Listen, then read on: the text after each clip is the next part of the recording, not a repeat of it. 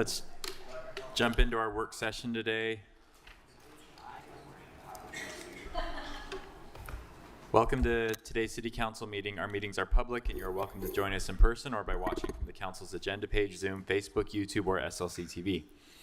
We hope you'll continue to join us in whichever manner you feel most comfortable. This is a work session meeting during which there is no public comment, but you can join us tonight during our 7 p.m. formal meeting to share your comments.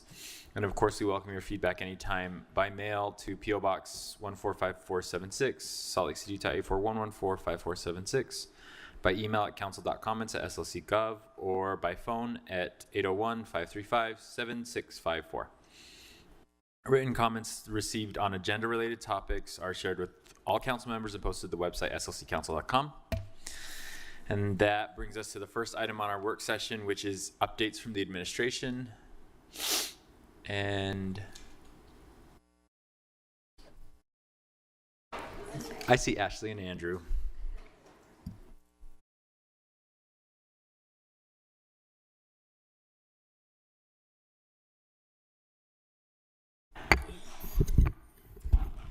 Gotcha. Good afternoon, Council. Oh my goodness, this sounds good. All right. Here to report for community outreach, your Deputy Director, Ashley Cleveland. What we got going on is, as usual, we love our community members to visit our slc.gov/feedback website to see everything that's going on with community engagement. It is regularly updated and highlighted ways to engage with the city. We have a lot of expanded opportunities to report out to you on today. There's been a handful of extensions. Next slide. So the Ballpark Station area zoning map, we are reviewing amendments and we have extended public feedback. So please encourage all of our constituents to visit our feedback page, and they still have an opportunity to provide feedback. It does not have an end date as of now. We're also looking at our subdivision code updates. The engagement for that is starting at the end of July. And our community benefit requirements, a petition has been initiated. And if you want any more information into the details of that, I encourage all of our community members to email our civic engagement team at civicengagement@slc.gov. Next slide. We have our West Side Art Project, very excited about that. We'll be looking at our iconic public artwork on the West Side in particular. Engagement continues. We will be having opportunities at Partners in the Park at Mestizos Arts and Activism to figure out what the goals of this project are going to be and get some ideas from the community. And you can visit saltlakearts.org for more information there. Next slide. For public lands, we do have a lot going on because the summer is a season of getting outside. Our wonderful Miller Park, we have findings of our engagement project posted at slc.gov/parks. We also have our budget and project alignment coming.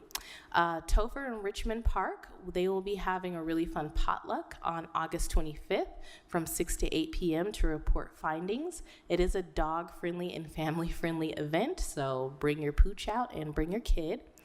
We also have updates on Stenplick, Donner Trail, Liberty Park Playground, and Madsen Park. The engagement continues there. Again, make sure you check in on the feedback website for more opportunities to provide your feedback.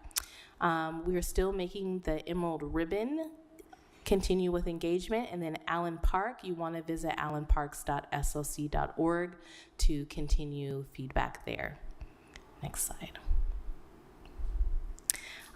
For the community outreach team, we have our community office hours coming up. Those are still going strong. It's really a lot of fun to get out in the community and have people see our friendly faces and know what's going on with all of you here. So our Rose Park Neighborhood Center will be having some engagement coming up here soon, actually tomorrow, from 11 a.m. to 12:45.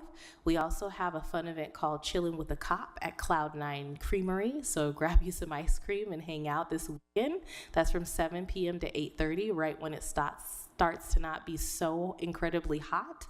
Can I get an amen there? We also have partners in the park at Riverside Park. A huge thank you to University Neighborhood Partners for collaborating with us on that. That will be happening July 25th from 6 to 8 p.m. And then near the playground at Liberty Park on July 28th, we will be having community office hours from 2 to 4:30 at the peak of heat. So please give our liaison some love because they are sweating it out to come and see you. Next slide. I also would like to highlight, especially with our agenda today, we still have our Fleet Block Art Healing comment form open.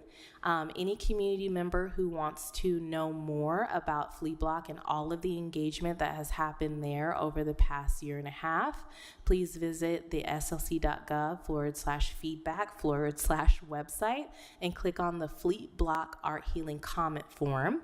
And the hope is for you to tell us what you think of this process in particular that engaged the families related to the individuals depicted on the murals. So please provide your comment there. Next slide. We have a lot of events going on, going strong, and a huge thank you to our civic engagement team for maintaining this list with the community outreach team. We have East Bench Ice Cream Social happening tomorrow at Donner Trail Park on the east side of the park. We have Partners in the Park. There's a drone show happening at Liberty Park, which I'll give you more details about shortly.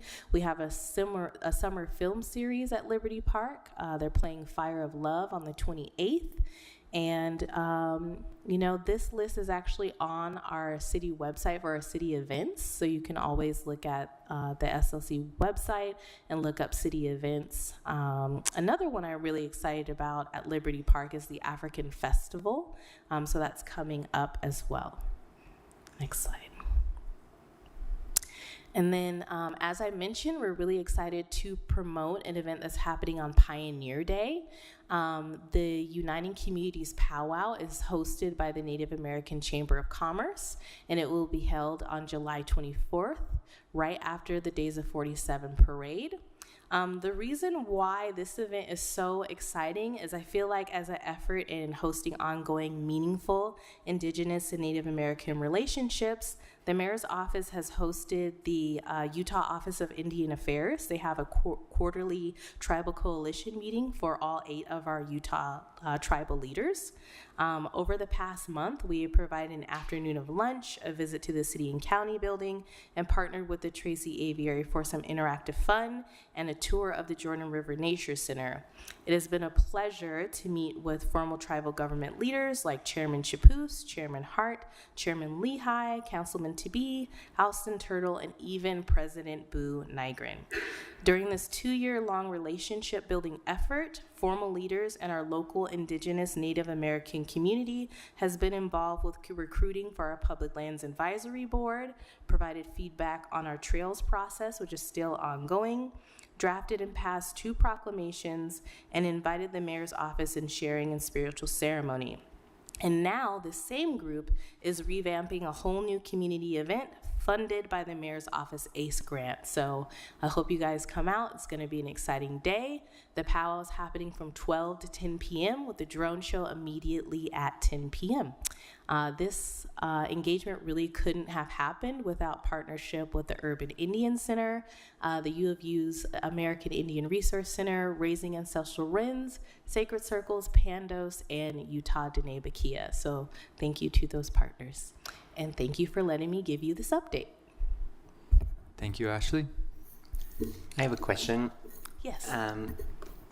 We had talked about doing like additional trips or visits to the Ute Ouray Reservation, and I'm just wondering if those are still planned on happening, and if so, I would really love to go on one. I just need like a little more notice than like 24 to 48 hours, but I would really love to go.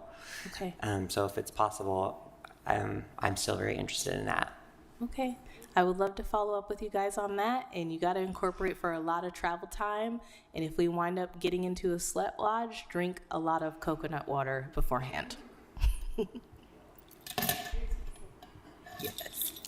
Council members, any other questions for Ashley? All right, thanks, Ashley. Andrew. Thank you. Next slide.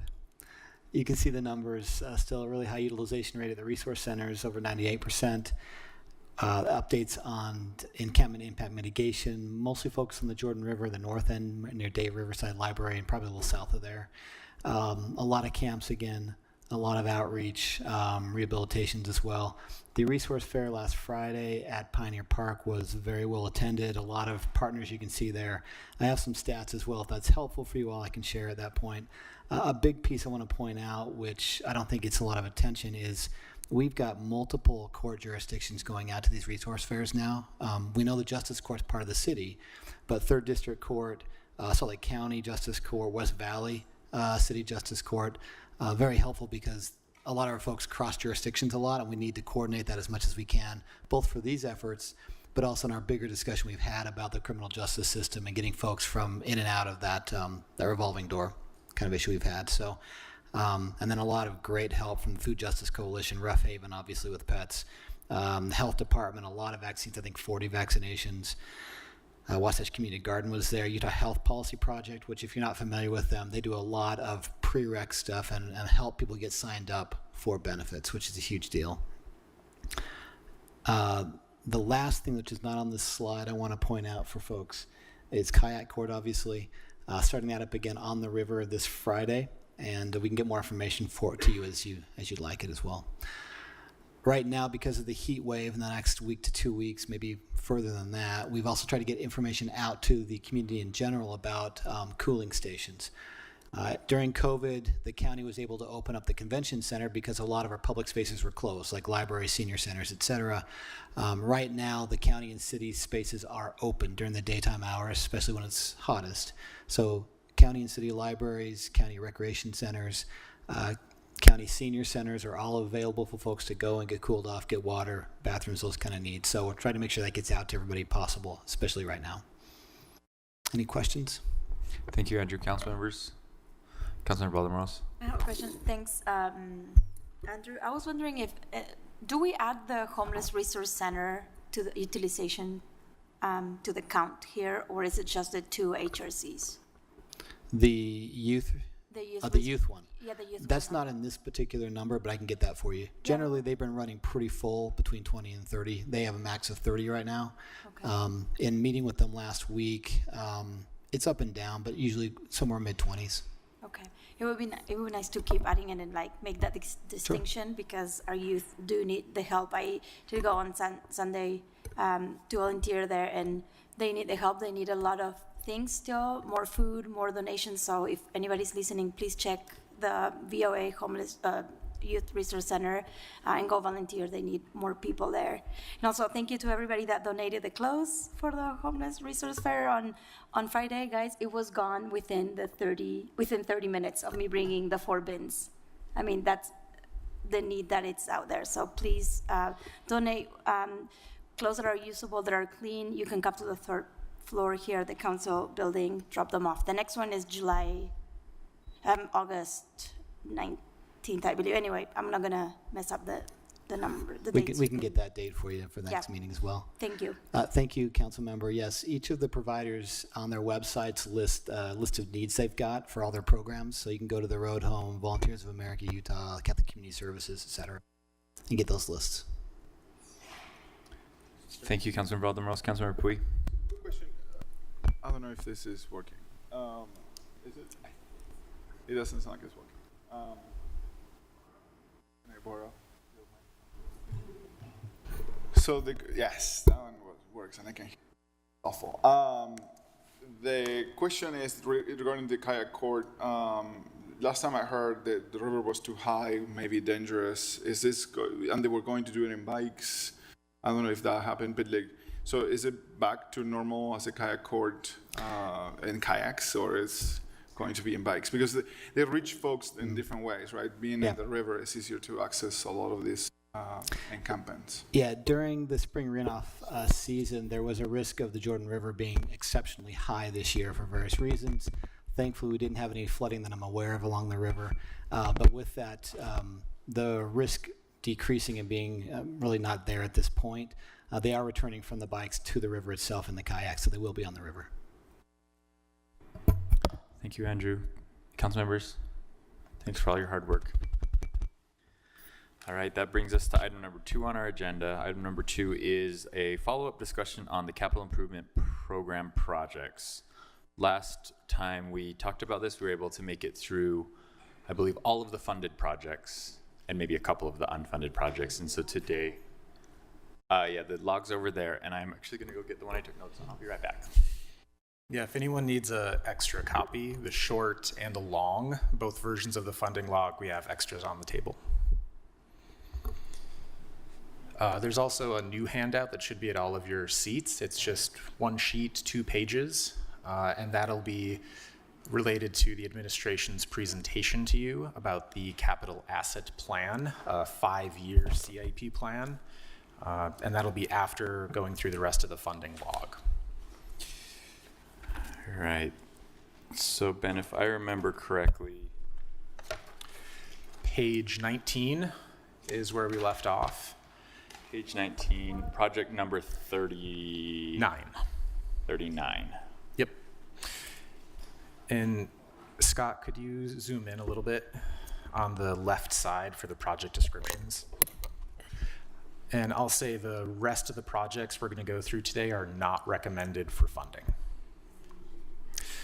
Number 39 is the Indiana Avenue Area Transit and Trail Connections. This is a constituent project. It is different than the Urban Trails project that is recommended for funding. We talked about it at the last briefing. That one would construct extensions of the 9-line trail as well as sidewalk improvements to the Wallace Stegner Academy west of Redwood Road. This is similar, but it would be for design, and it would be related to the tiny home village. So same area, 2 different projects in the same location.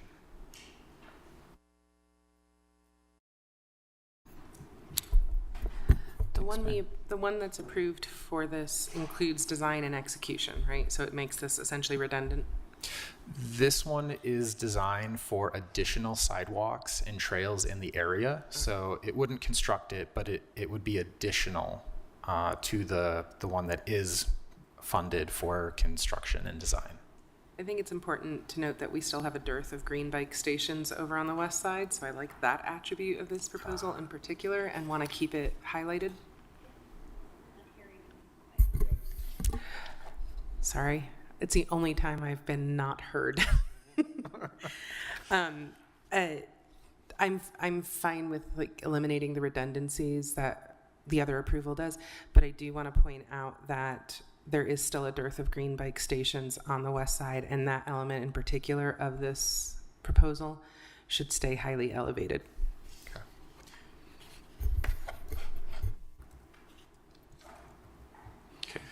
That takes us to number 40. This is multimodal capital maintenance. It involves bike lanes. If you picture downtown, some of the bike lanes have those green markings, like on 2nd South and 2nd West. Some of those facilities require specialized equipment for maintenance. The city does not own equipment to do that maintenance. So this funding is to have third parties do it. It's not recommended for funding. The council has funded this in previous years. I'm not sure if there's funding remaining from those prior appropriations. This is also one of those that sort of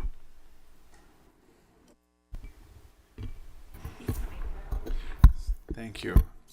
This is one of those that also just overlaps with, because it has speed feedback signs, pedestrian warning flashers, and all of this. So it could potentially be funded through this other approved funding related to safer crossings and. Project number 2, the safer crossings, is for not maintenance, but new traffic calming. That's the difference. And this one is just maintenance. Correct. It's maintenance of existing assets.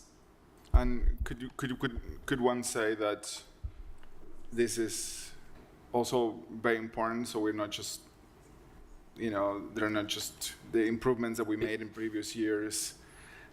Need to be maintained. And so how far will $200,000 go? Do they have a list of, because I remember seeing some of those flashers that are not working. They were installed in Rose Park.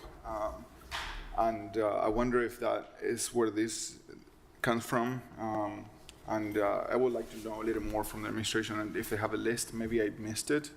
If they have a list of assets that they want to maintain. So that would be interesting for me. I guess maybe a general question that I would have related to that is, if we are putting stuff in and buying stuff and installing things that we don't have the ability to maintain, it seems almost strange to me that this would be a CIP. We would have to compete for CIP.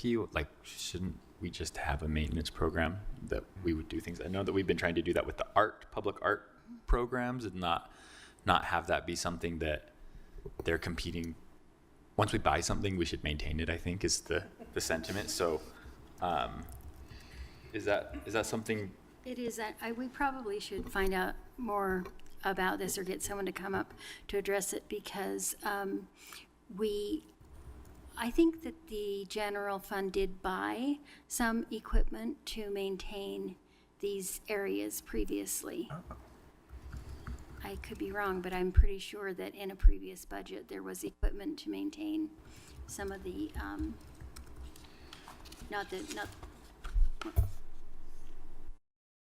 the crosswalks, the bike lanes. Could be wrong.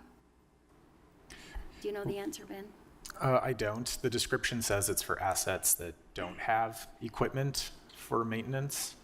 That being said, both could be true. Since there's multiple kinds of assets, we may have bought equipment for some types, but not for others. So we'll ask the transportation. Okay. And this was a request from transportation or from streets, or? My understanding, it's transportation. Okay. So it seems odd that it wouldn't be public services that would maintain I think that too. I think it's both, since it's part of the streets division, but it's also public right of way. We'll find out. Thanks, Ben. And Chair, Yes. just one follow-up. Ben, if it's possible to have the data related to where the previous budgets are in terms of use of resources and if there's remaining funds? So we do check every year on old CIP accounts that are older than 3 years. Okay. And that's part of the council's policy for CIP, is if you haven't constructed it in 3 years, is there still a need, or was it finished under budget? This year, the council was able to recapture some of those older funds and make them available for these new projects. Great. I'll send you more information on that after. Great. Thank you so much.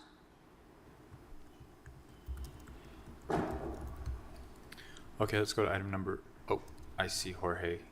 Did you want to address that, item number 40?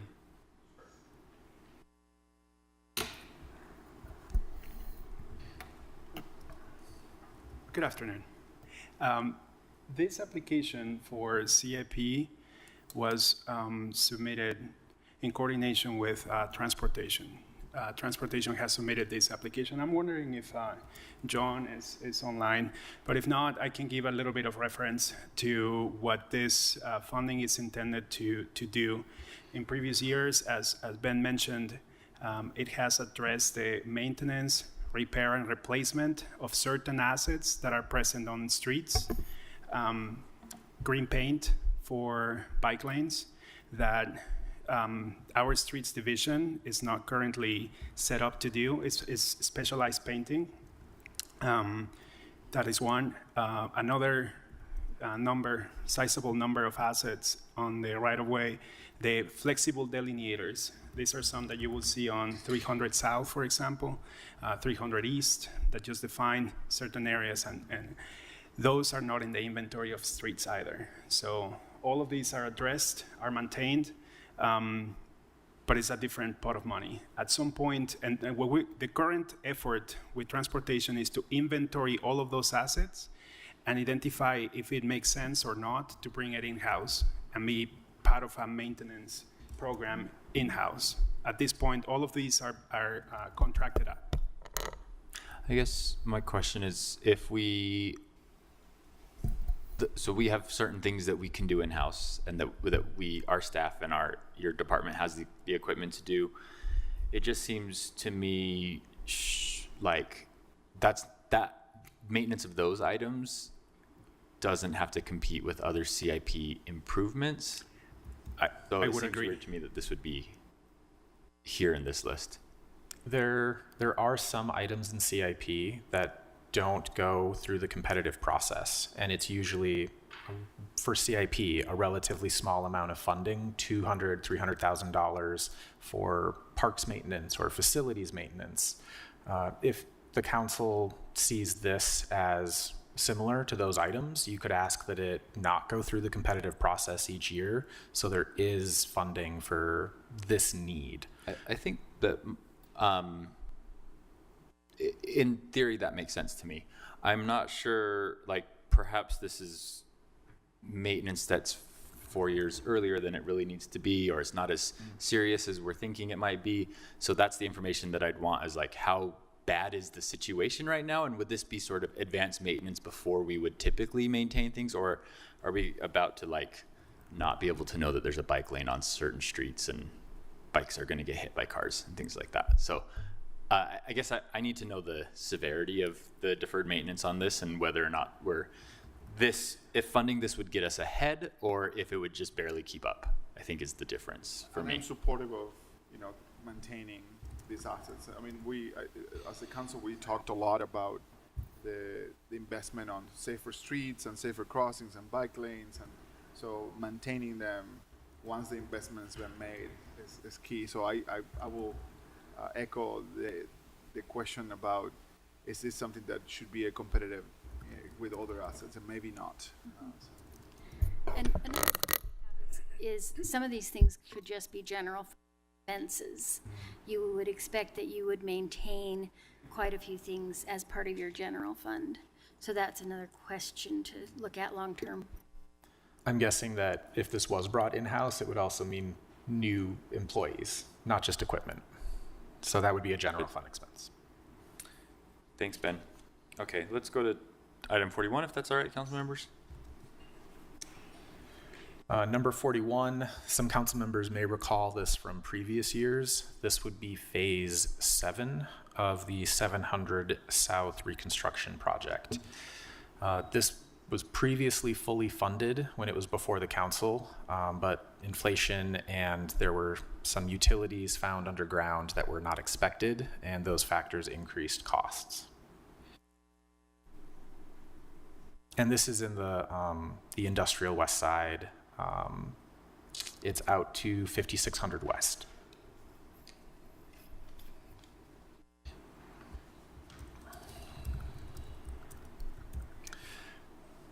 Next is number 42. It's 800 South, 1000 East crosswalk upgrade. There is currently a rectangular rapid flashing beacon at this intersection. It's near multiple schools. This request is to upgrade it to a hawk signal, which is closer to like a regular traffic signal, where it has the overhead arm and it has like the light with multiple signs. So it's more expensive than just the rectangular flashing beacons. Since this is traffic calming, there are other funding sources that could be used for it, but of course it would be through the livable streets prioritization of different zones. Ben, I have a random question related to this item. Or maybe not to this item, but to the issues raised by this item. Those rectangular flashing, what do we do with this equipment after we remove it and we upgrade it to a hawk one, which are preferred? Could the city reuse them in other areas and advance to maybe a hawk sign? And can we, or we just throw them away? Or, I Can think other that some of these parts items get hand-me-downs? Are you asking for hand-me-downs? I'm back. That's scary. Whoa, I'm gonna stay away from this. I mean, some parts of the city have been asking for some, some of this for many, many, many years. And I'm not talking about this specific intersection, but I wonder what do we do with older equipment, like this square ones, that maybe they could be recycled and reused in other parts of the city. I've heard a few examples of traffic signals being reused, but I'm not sure about other traffic calming devices, so we'll ask. As long as we don't touch the 100-year-old one that Chris wants it, we know that. So. And Alejandro and I are claiming dibs on any ones that are taken down for the west.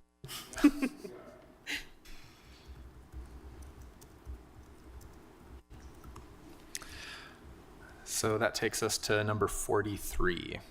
This is a constituent request, Central 9th Streetscape Improvements.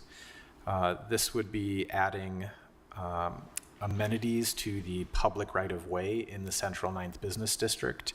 So it would be trash receptacles, street banners, and I think it also involves some placemaking, such as logos.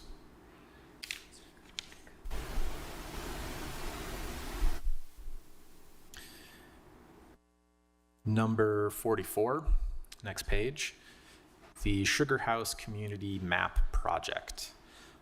This involves placing several maps and wayfinding signs identifying places of interest and historical locations in the Sugar House Business District.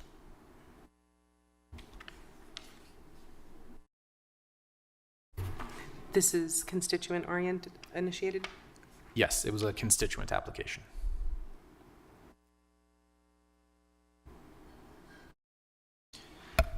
Number 45 is Phase 1, Plaza 349, life, safety, security, and HVAC upgrades. And I want to point out, while it has a requested funding amount of $2 million, this is a follow-up item from a space and security study of that city building, and it's scalable. So it could be funded in smaller amounts over multiple phases. It's not just $2 million or nothing. So if like a $250,000 was available, that would still be able to be used.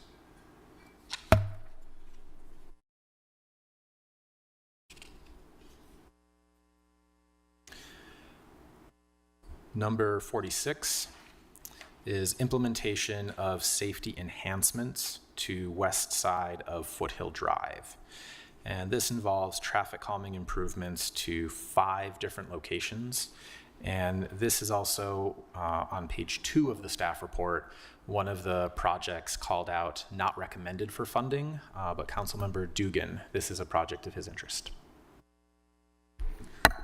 Councilor Dugan. Thank you, Mr. Chair. On this project, I know we've had a number of discussions on street calming, but the Foothill traffic is probably one of the busiest streets in Salt Lake City, and it is the busiest street probably on the east side. And on the southbound of Foothill, the slope of the, I would say the streets goes down, and these are at an angle. So there's a couple of these streets where you could actually come off of Foothill at 40 miles an hour and not even hit your brakes or touch your brakes and exit right into a neighborhood with streets on that intersection. And there's 5 intersections, and one is really critical because it's a strange design where the cross street you have to stop, but then you have to pull out into the middle of the intersection for coming off of Foothill so that you can actually see where the traffic is coming off of Foothill to get back on Foothill. It's a weird way to explain that. And that's right in front of Beacon Heights, not in front of, but half a block away from Beacon Elementary School. And if you were to come off of Foothill, you could basically come off of Foothill at 30, 40 plus at the speed limit on Foothill and be right at the school crossings with a matter of moments because you're going downhill. The implementation and the designs and the crests have been out there for years. And I know it seems like a lot of money here, but this is for 5 intersections. There would be a possibility to break it down, with the one intersection being the highest priority, and that's the Blaine 2500 East Foothill Drive one. But there's a couple here if you did it right, you could have a couple there that all have that same design, poorly designed because again, it was designed for efficiency of moving traffic, not for safety. And these are critical because they're coming right off a foothill, doing 40 on southbound. Well, that's the speed limit of 40. They're doing usually 50. So that's the push for me on this one. I don't ask for a lot of things on this thing, but this is a big one for the neighborhoods on that west side of Foothill, on the downslope of Foothill. So thank you. Mr. Chair? Yeah. So, I mean, obviously keeping kids, especially kids, I mean any person, but especially kids safe, they're walking alone sometimes, is very important to me and to all of us. I am curious to know how much would 100,000 make on that intersection alone. But also the second question to that is, does this area matches with the map that the administration created based on the study that ranks areas by color on needs for traffic? What color is this? Is this in the maroon red, or is this in the green area? And I really want us to start paying attention to the data that bases this. But again, I don't want to take away from the experiences. And we had some kids, unfortunately, that been run over. I mean, you raise a good point.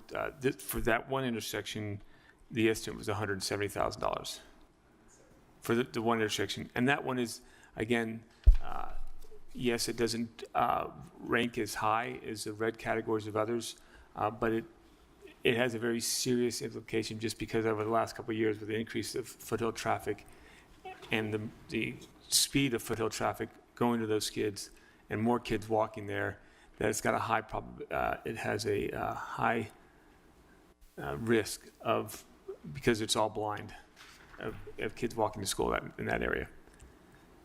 And they could actually do some different things there to close it off to make it safer across the board. But just that one is 170, and that's what the estimate came back from Ben.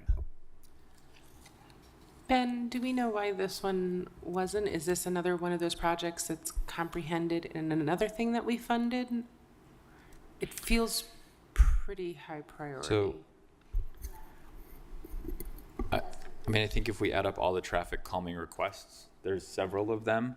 Mm-hmm. And to me, it's also important to note what Councilor Mpui was saying about the fact that we have a citywide map, and there's $3.4 million recommended right now in CIP. And I think there's other amounts of money in different parts of our budget to do traffic calming.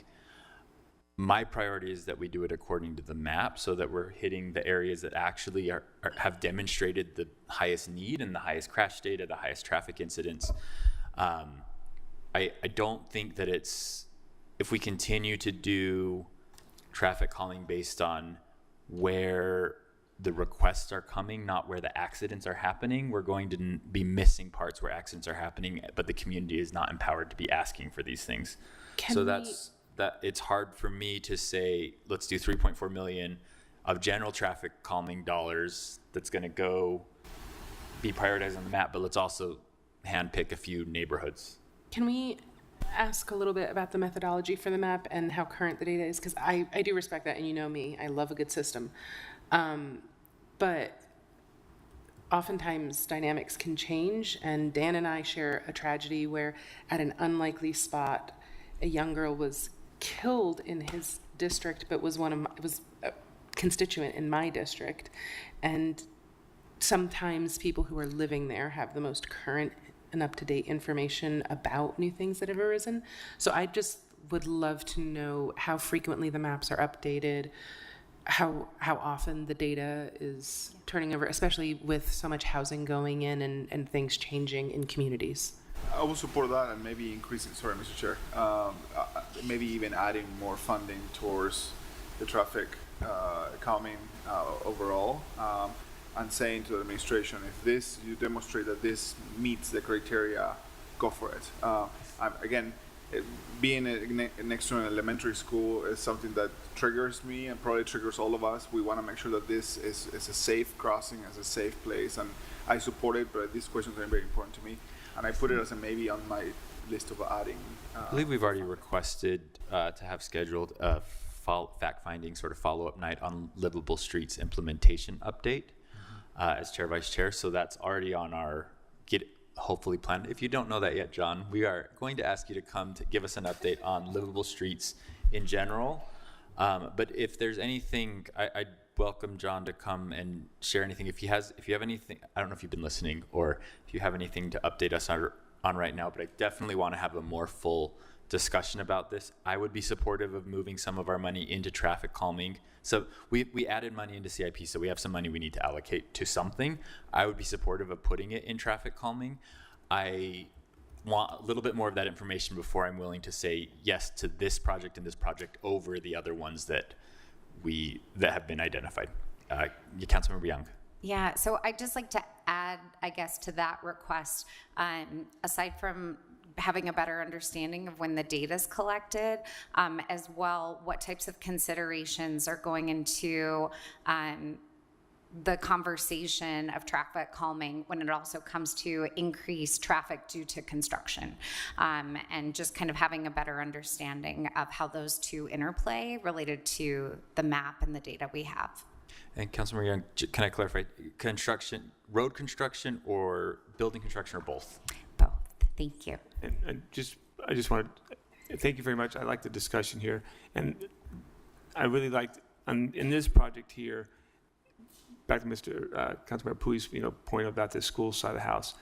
This one is right next to the school, and so unlike some other school districts where there's already street calming in that school area, this is going from 40 to 25 without even seeing a sign. So it's not like it's already in an area that's well marked, school's off. This is people going as fast as they can, and then they're going to go, okay, I need to exit to go into this neighborhood, and boom, I'm going down the street. So that's where the concern is for me on this one intersection, because it's not so much as an area where there's already plenty of markings that the school's here. This one's coming right off the highest speed street we have on the west side, on the east side. Foothill. Thank you. John Larson, Transportation Division. Hi. Hi. Sorry, should have been here sooner. I apologize. So I was walking over from my office. Trying to decide which questions should I jump into first. I don't even know if you heard all the questions. There's a few. So I think that we are talking specifically about the Foothill. I know that there was also a question on the Sugar House safe side streets that we talked about last week, and the one question that Councilor Pui asked that I would like to know is where do those two projects rank on the map? And the other question that is also relevant is when was that map created and how often is it updated? Okay. And if you need to come back at our fact-finding agenda item, that's also okay if you don't know those details right now. Yeah, I have the detailed map. Let me just grab it. It's just right. Thanks. I know that traffic calming is always a concern and always a high priority. I think for me, the reason why trying to do it through a data-driven process rather than a constituent-informed process is that it's not just that we have a different number, like that traffic incidents are different in areas, but it's hard to say like we're going to split this out by council district because council districts have vastly different number of lane miles that kids and families can come into contact with. So the amount of money needed to make all council districts safe, if we split a dollar amount between all council districts, I just don't see that being fair to all the districts where some have much fewer lane miles than others. John? Right, yeah. So the area for this constituent request for the West Foothill, it looks like it's probably number 74 or 77 out of zone priority, out of 113. 113. The Sugar House safe side streets, do you know where that one is? Do we have that map in our packet at all, John? that the map. I'm that not, I'm he's not looking at? sure. Definitely The be map given with it, all but I the don't numbers. know We if I can definitely include it. The color-coded map is attachment 9, Nine, along okay. with a summary of the Livable Streets program and the accomplishments during the first year. John is looking at a map that's not color-coded, but has the number for Okay. every single zone in the city. So it's a different way to show the same data. I don't think that one is in the packet, but we can certainly get it to you. No, that's fine. Thank you. I just wanted to see And just, it. and the requirements for the scale, requirements, what data are they pulling out? Do you want to speak to the data that helped prioritize the zones? Yeah, so it was based on speed and crash data, and there was a pretty strong equity component as well. So it favored lower income zones or zones with census blocks with higher proportion of minorities. So that was also factored in. And was this, can you remind us how we funded that map? Was it something your department just did, or was it funding for a study? And if we want this to be something that is current and updated quickly, is that like an ongoing study that would need to happen?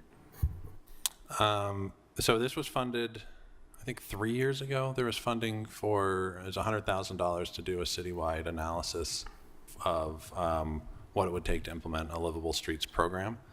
And so we developed the zone structure and then the prioritization, and also developed a toolkit.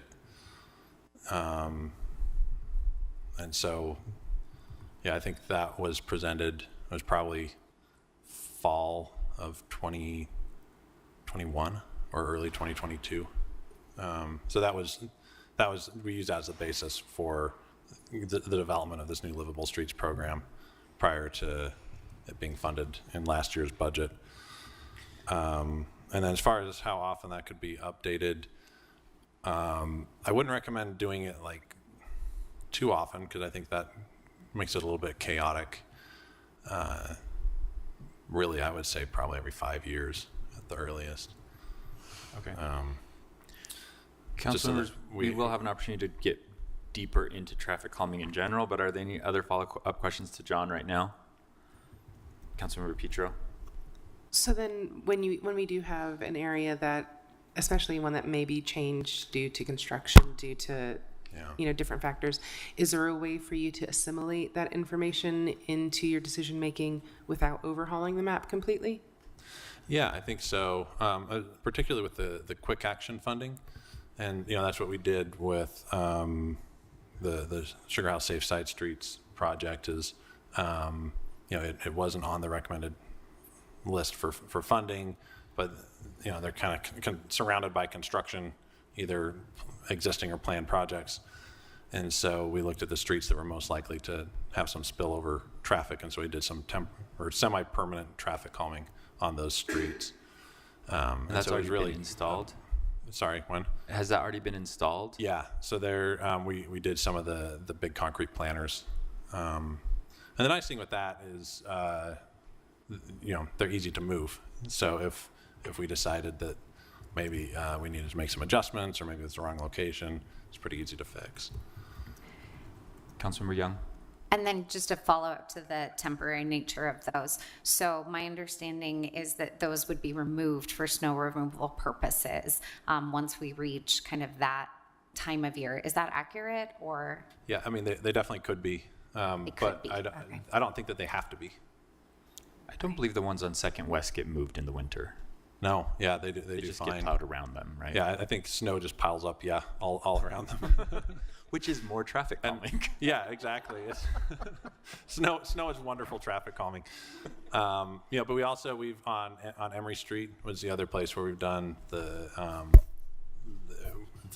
concrete barrels, and this is our first time doing that in the city. Portland's did hundreds of them in 2020 during the pandemic, and I think they've been pretty popular. They've done it on their equivalent of neighborhood byways, so at a lot of intersections there, and they seem to be working really well. But we want to try it in a few locations and kind of fine tune it before we do like a really broad implementation. But I think that there's a good chance that we'll be seeing them in many neighborhoods around the city. Mr. Chair. Yes. And, Councilman and what John's talking about here, this is the quick reaction implementation. Right. So these aren't the permanent ones, but they can be. But they're initially just done to test it out, but they. Is it fair to say that you doing that though can give some additional information about what permanent installation, if and when funding comes available, what permanent installations would be the most successful? Yeah. I mean, absolutely. Don't let me put words in your mouth, but yeah, no, and I think that's one of the values of them, and it's interesting. It'll help us with figuring out also like what's popular. We hear a lot that people they really like safety and they like traffic calming, but they don't like the things that force them to slow down. And so the challenge is that by definition is traffic calming. And no, so it's we're like, okay, so which devices? I am okay with forcing cars to slow down. Right. But, I think some of the devices or implementation methods might get the same effect, but be maybe less annoying in doing it. Right. And so that's what we, as we continue to implement, we want to do more of those. But at the end of the day, safety is the top priority. And I think it'll take a culture shift for people to learn to accept that slowing down is just the right thing to do. Mr. Chair. Yeah, Councilmember Pui. Quick question. I'm thankful about the Emory, implementation of these quicker devices to slow down traffic. I've been getting quite a bit of messages from some of my neighbors about how they look. And I'm wondering if the administration have thought about the beautification of these pipes. I mean, we ask you for those, and we're thankful that they're there. Thank you. No, I don't want to take away from, how big of an accomplishment that is and how fast you were able to pull, your department and your team was able to do this. Thank you from the community. Thank you. But they do look like just pieces of pipe on the road. And some of the neighbors are like, well, can we paint them? Can we do mosaics on them, like some of the ones downtown? Can we put plants on them? Or what is it next to make them look less construction sitey? Isn't it your division that runs the Paint the Pavement program? Yeah, and that's, there's no funding allocated for that program. It's more of just a policy like the community will thing come that and we do allow the community to. I imagine the community would love to get involved in painting these and have their kids on the street come, whatever, like be part of that project. I would imagine there are a lot of communities that would be interested in doing that. So I would love if there's some way that they could just say, hey, do I have permission to paint this thing? And I like that. Would be a great way we to can give that to them. Connecting the mayor's office and their outreach team and how they're trying to, and the Love Your Block program and all of these things together to say, well, we have this thing now. Who wants to sign up for some funding to make these ones prettier? So just an idea there. Yeah, no, I think that's very doable, and I think it could follow very similar policies as Paint the Pavement. We have some policies as far as like what is and is not allowed. Like we don't allow words or anything obscene or anything that could be confused as like a traffic control device or marking. But that still leaves plenty of creativity to do some pretty cool stuff. But one of the things, based on Councilmember Romano, one of your earlier comments, maybe a month or two ago about, maybe our default is we could paint them the Salt Lake City blue. So that's one of the things that the team's looking into. And then maybe with having the, right now we still have some barricades around them because we need to make sure at night that they're visible. And so we've been looking at, maybe you could do like some white stripes on the top and bottom or things like that to help with the nighttime visibility. So it's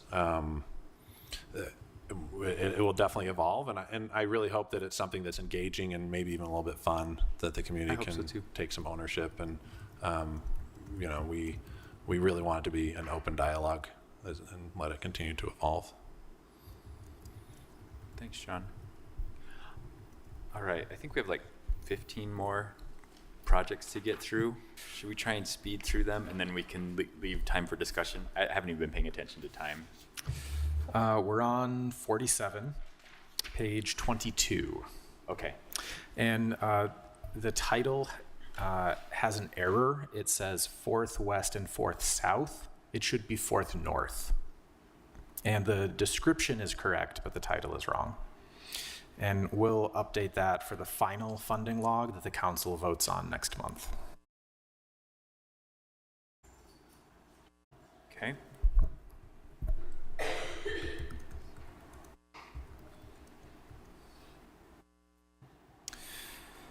Number 48, the 11th Avenue Park Pavilion, trees and benches.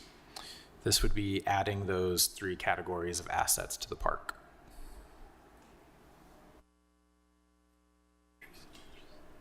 Okay. Number 49, Was that a constituent request or was that from Parks? I believe it's constituent.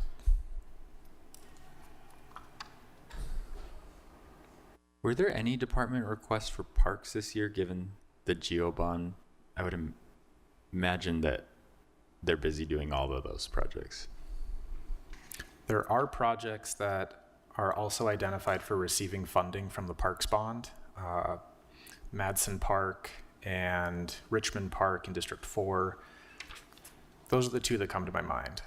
I said my question in a confusing way. I'm assuming that any of the park-specific requests on this CIP funding log were constituent-driven. That's not true.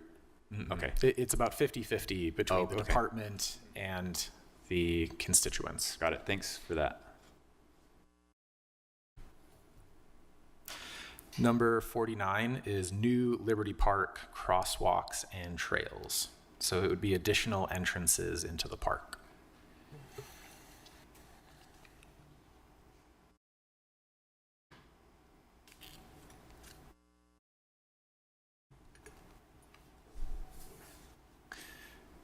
Number 50 on the next page is Sunnyside and Arapeen signal and safety improvements.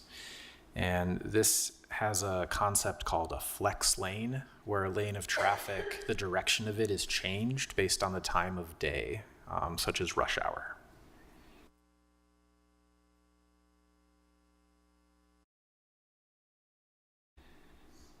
Okay. Number 51, the Wasatch Hollow Park, engagement, planning, and restoration. First, engagement would be done to determine what types of uses and amenities at the park are supported by the community, and then the remaining funds would be used to fund some of those to be determined assets.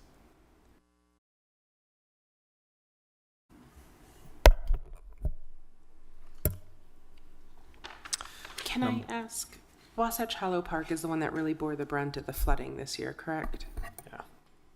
So do we have any, They're doing work right now to do the irrigation and upgrade of the because it got so much damage on the that water side of the house. so do we kind of have, There's I mean, some it's getting attention.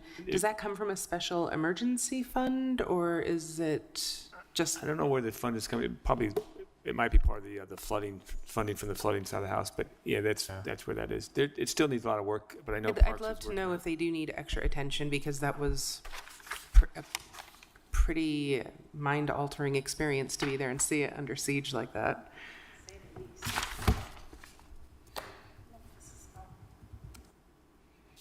Here we go. This is Kristen Riker. Yeah, so that funding is, we're going to request funding from the county for that because there was trucks that were brought in by the county that ran over a lot of the irrigation systems and broke the main lines. And so the county, we're in negotiations with the county on what that can look like for them paying for some of that. But yeah, the playground footings are undermined. The irrigation system, a lot of the trees are not doing well, grass. The pavilion footings are undermined, so there's a lot of work that needs to be done there. And they're working on it right now. I think the plan is to have it done by the end of the summer season, but it took a beating and it's not being used as well, and there's a lot of concerns about that. But yeah, there is work on the irrigation side of the house. Is there any special funding anywhere relating to the flooding? Like from the county or? In Budget Amendment 6, the council did approve $1 million, but a lot of that was for overtime and like the quick response, which is different than I think what Kristen is talking about, which is like the repair of the assets in the park.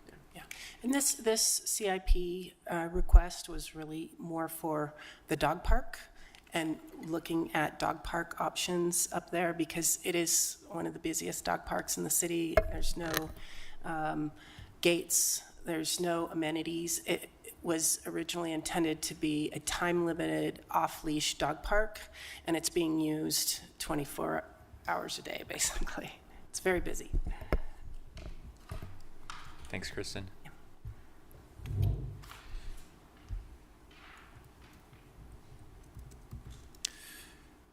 Next is number 52. It's on the next page. Hanson Avenue. This is a dead-end street off of 300 West. It is just north of 1700 South. This application would purchase private property at the end of the dead-end street to create a second entrance.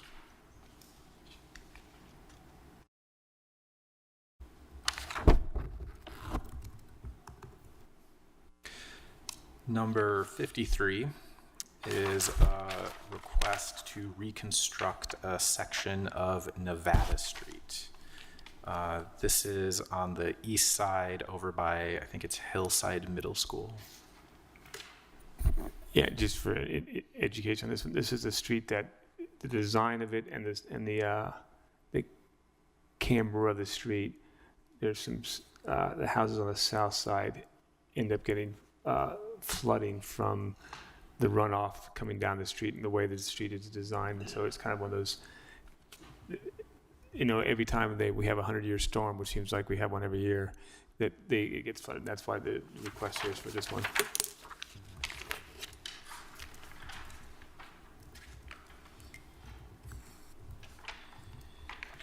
Okay, so this is more about stormwater infrastructure than it is about the street itself. Exactly. The pavement on the street is also in very poor shape. Got it. Next is 54, the Sunnyside Pickleball Courts. It would be adding pickleball courts. There are not currently any at Sunnyside Park.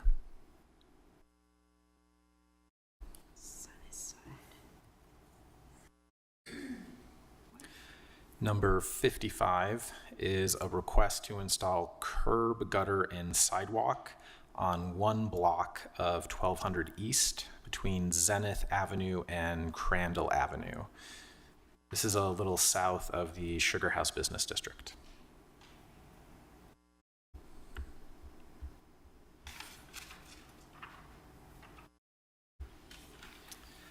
Next page is project number 56, Salt Lake City Petanque. I think I'm saying that right. For those who didn't know, like me, it is a sport that originated in France. It has some similarities to bocce ball and curling. This would be to install a petanque court, or several courts.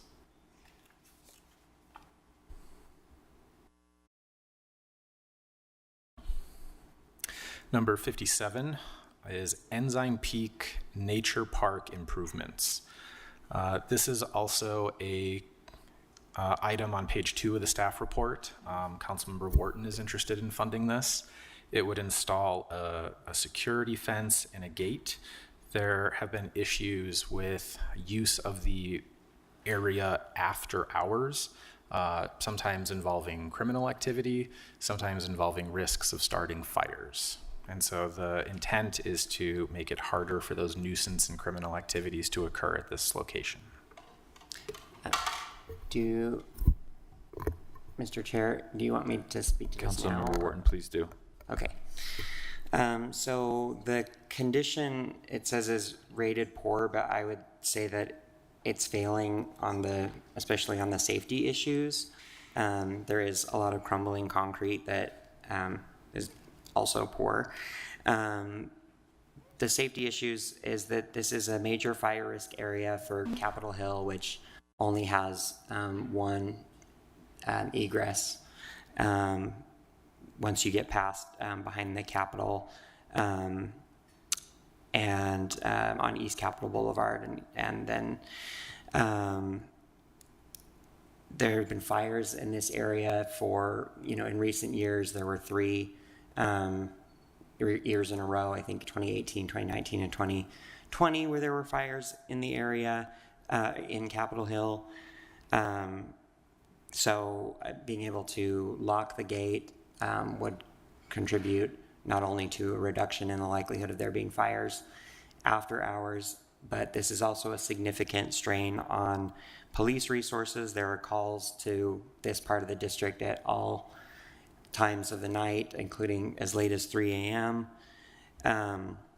As far as usage, this is a big point for me that I think is not captured very well in the request. They do talk about the thousands of visitors each year, but it's a pretty small access point for how many people use the space. And it's really not designed to accommodate that level of traffic. This is a top hiking spot that's recommended on the state and the Visit Salt Lake websites. It's also ranked by TripAdvisor and alltrails.com. It's one of the closest trails to downtown, so it's very popular among tourists, especially ones that are already going to see the Capitol. It's one of the most popular hikes among locals from across the valley. It's a popular access point to the western end of the Bonneville Shoreline Trail. It's the closest access point to the Foothills Trail system for West Side residents. And it really is just a big chunk of crumbling cement and some flagpoles at this point. The request is for the low price of $210,000. And I'm sure that I know that the neighborhood has already stepped up to volunteer with locking the fence and all of that, so that's not one more thing that Parks has to worry about. But we could probably see if we could get some fundraising to assist with that as well. I think this contemplates that there would be fundraising anyway for more of the beautification part, but the funding is needed for is the new concrete and the gate. Councilmember Wharton, so I have been there. It's been a few years, but there's that part with the flagpoles and the sign and the stairs and the ramp. Is that the piece that's crumbling, or is there an actual gate somewhere? There's currently no gate. There's no gate. And so this would be adding a gate or redoing that whole thing? Adding a gate and redoing the concrete. It wouldn't be rebuilding it, but like repairing all of the concrete and adding the gate, and then some other safety features like lighting and some SEPTED stuff. Where would the gate go in terms of, I'm just not sure how to block access to that. It's like you can get in from all over the place. Yeah, I think, I don't know how, like if it's a gate and fencing or what, but there's like the main area that you kind of go up like a zigzag and then you go up onto the trail. So I don't know exactly where they would be adding that. And there might be fencing involved too, I'm not sure. Yeah, I believe it's fencing as well as the gate. Okay. And there would, for a determined hiker, there would still be ways to get there, but they would have to go out of their way to do so. Since there are private property on either side of the trailhead, the fence and the gate would go to the private property lines. If you went further down the street in either direction, you could eventually get to an unfenced area to get to the top. Okay. This is a neighbor constituent request. Yes, it's a constituent request. Just as a reminder, not that this necessarily has any bearing, but there's no projects recommended for funding this year in District 3. I didn't request any last year. I requested one the year prior, but not the year before that.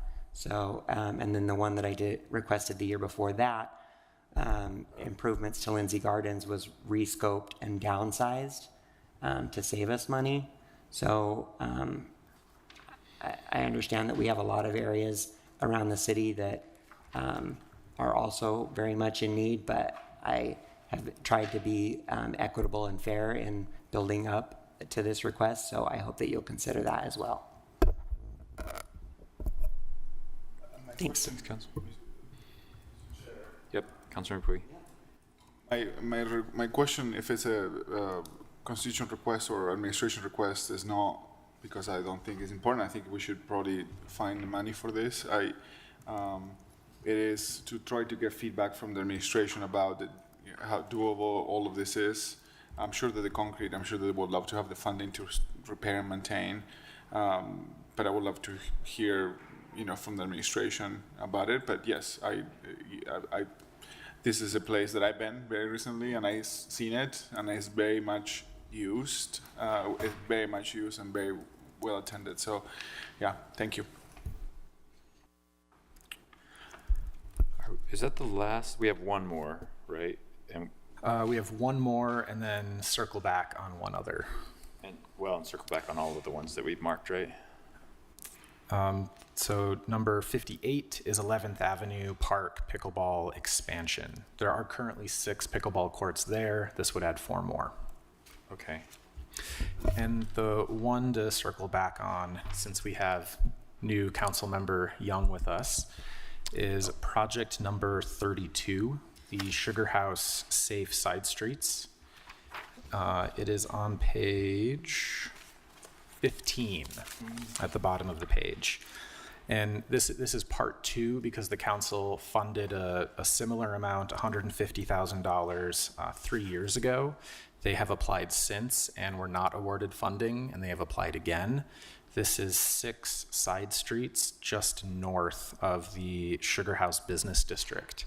The designs for some of the traffic calming have been done in part 1. And I'll turn it over to Councilmember Young. Chair, if I may. Yes, go ahead. Thank you. So I just wanted the opportunity to address my fellow council members and note that in following with the previous conversation with Council Member Fowler, I would like to also say that I've continued to prioritize this related to the needs of the neighborhood. I think there's a couple of key pieces I'd just articulate. First and foremost, this is a part 2. So the council did indicate support related to part 1 in terms of the planning. So we now have an opportunity to take action on that plan. I think as well, looking at traffic calming being a priority and using data-driven decisions is certainly important to me. It's equally important that I think we look at some of the unintended consequences that occur when we engage in additional road construction, and that may place additional pressures on these 6 side streets that didn't previously exist related to traffic concerns and those additional areas. Finally, I'll just note that this is a plan in place, and so they are shovel ready related to being able to quickly take action. So thank you for the opportunity to address it as a new council member. I appreciate it. Thanks, Councilmember Young. Councilors? Okay. So Ben, if I'm doing my math right, we have about $1.25 million in specific spots. Yep, if you look on the last page of the long funding log, you'll see 2 green highlights in the lower right-hand corner. About half general fund, which is flexible for any use, and half funding our future, which is limited to a few uses: public streets, public safety, parks, Public transit.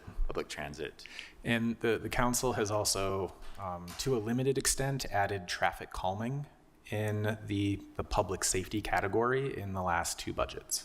Got it. Okay, so 1.2 million.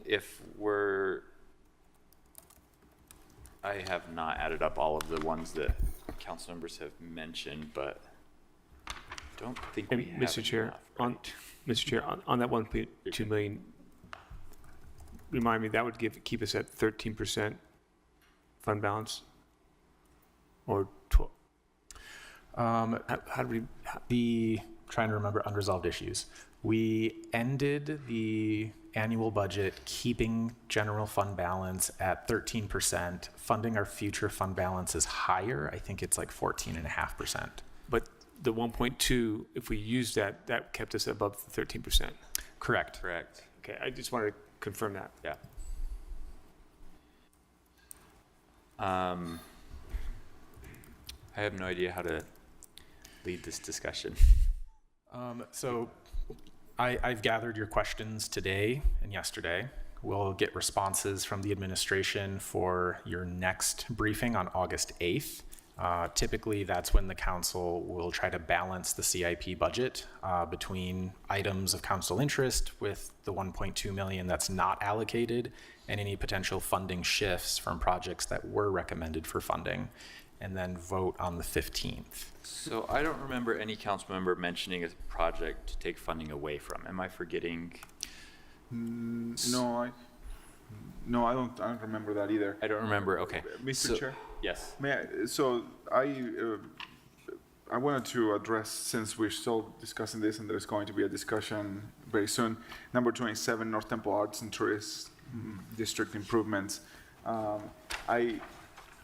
I would like to, I think we asked a few questions about that, and I'm very interested to know a little more about what that entails, because this is an area that potentially it touches, I mean, not only it touches two districts, but it's a major corridor for the city, and there is a lot of challenges in the area, and I wanted to make sure that we are putting quite a bit of emphasis in this area to try to curb the major issues that we have on North Temple. So wanted to keep it high in the priority list for me.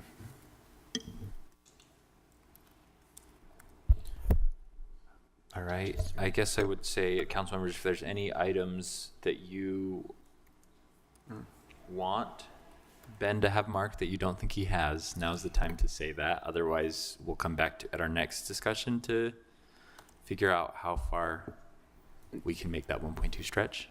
So how, Ben, do you know between the council member like interests and the 1.5, like how far off are we?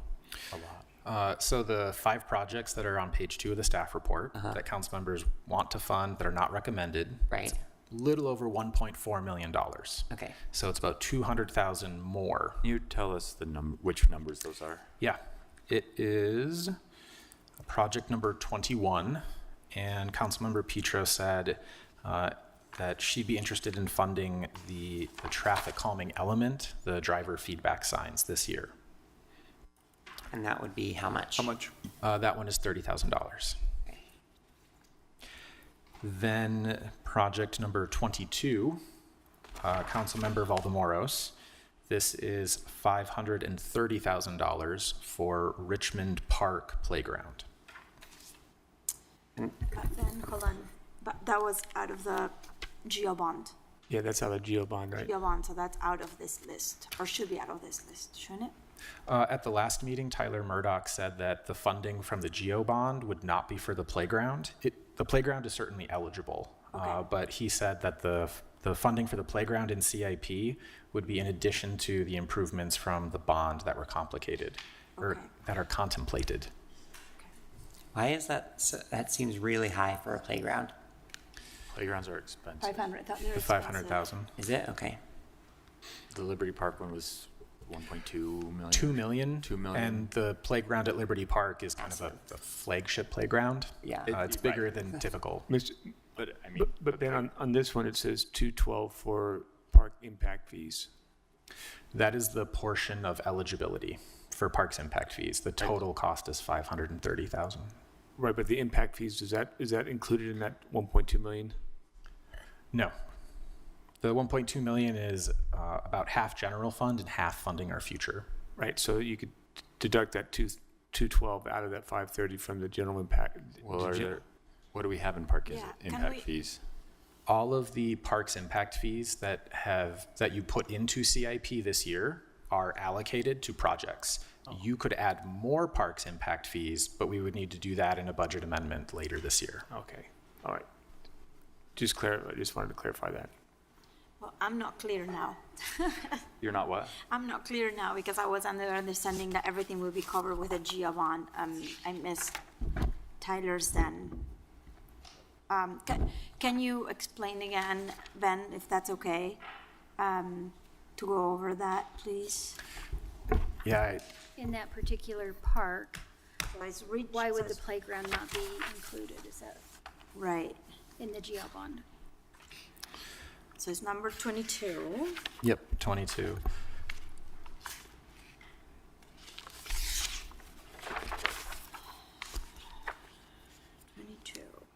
Project.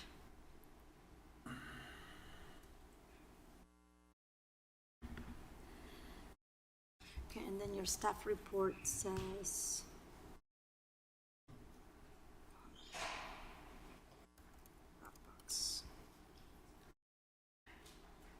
Sorry, Mr. Chair.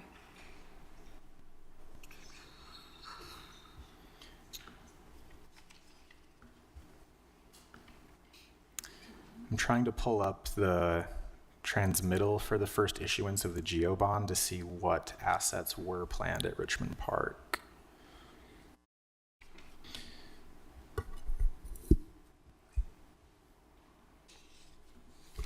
So the way I read it from your staff report, it says that. Oh, there you go. Thanks, Kristen.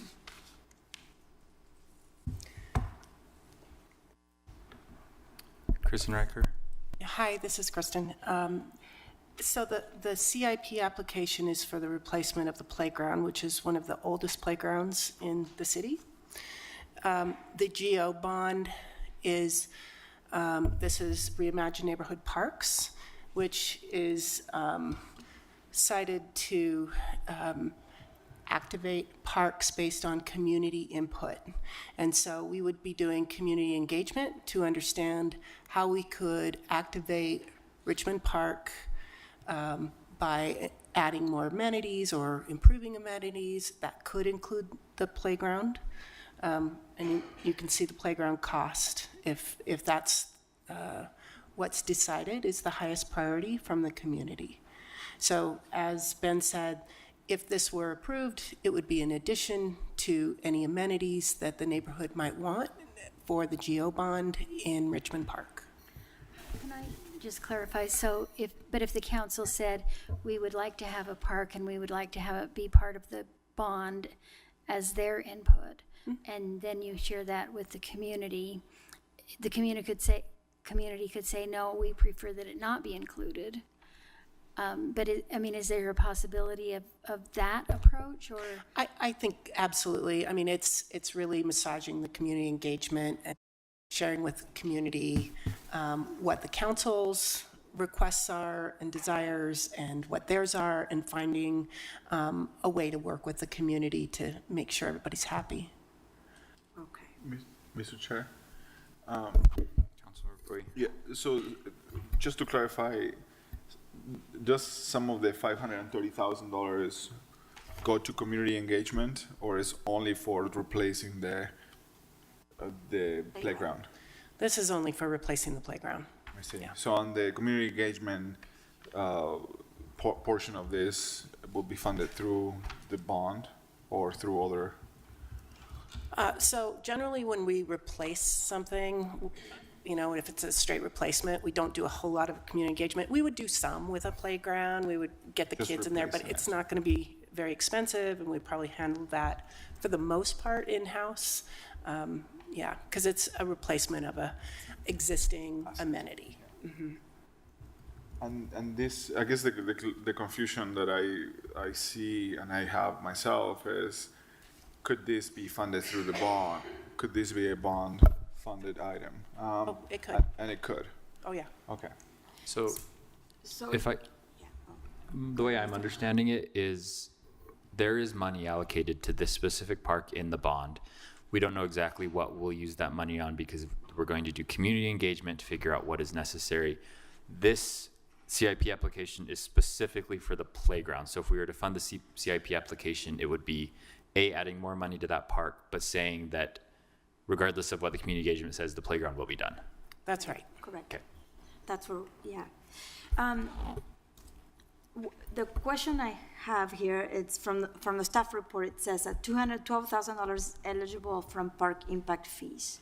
So basically, you're saying that out of the $530,000 impact fees, only $212,000 are eligible to be used. It's correct. Okay, and the other 318, That would need to come from a different source, it has to come like from the general fund or the bond. or the bond. Okay, so basically, what we could do here is say, hey, instead of 530, let's do 212, with the intention that it has to go to the playground, and then with the bond, supplement the rest of the playground plus whatever else the community would like to see, which I know they want a playground. So, but regardless, we'll ask again, and we'll get that answer from them. That is an option to combine the bond funding and the parks impact fee funding. Right. You would need to shift parks impact fees away from another project, or you would need to add more parks impact fees into CIP in a budget amendment. Okay. Ben, you're not saying charge more impact fees. You're saying there's fees that are unallocated. There's revenue from fees that are currently unallocated. The council would just be allocating that, not charging more fee, right? Right. We're not changing the impact fee per development cost. No. There's Have about the money. There's about 14 million in parks impact fees that are not allocated to any project right now. And that's outside of CIP. This. We have a lot of cash to do, impact fees cash, guys. So we can add more and we can get it done all at once, or, I'm happy to be frugal and combine the two sources of income so that we can do more stuff in other areas of the city. So that's my pledge.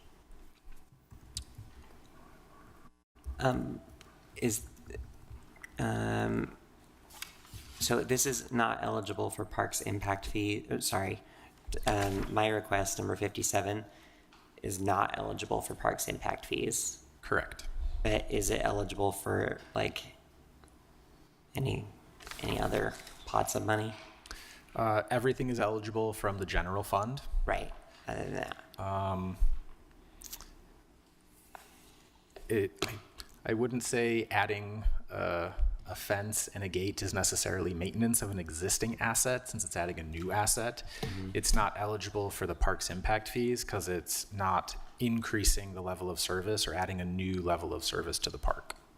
Okay. That makes sense. Generally, when I think about impact fees, I think about more people coming into the city and how are we going to provide more open space, recreation for those folks. And so if the project doesn't really add more expansion of our recreational opportunities, then it's not eligible.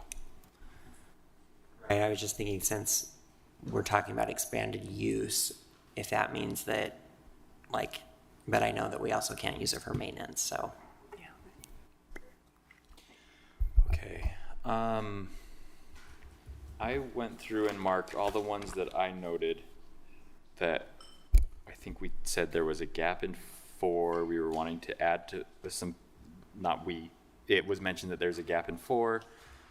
There was some additional potential requests for number 6, as well as 7.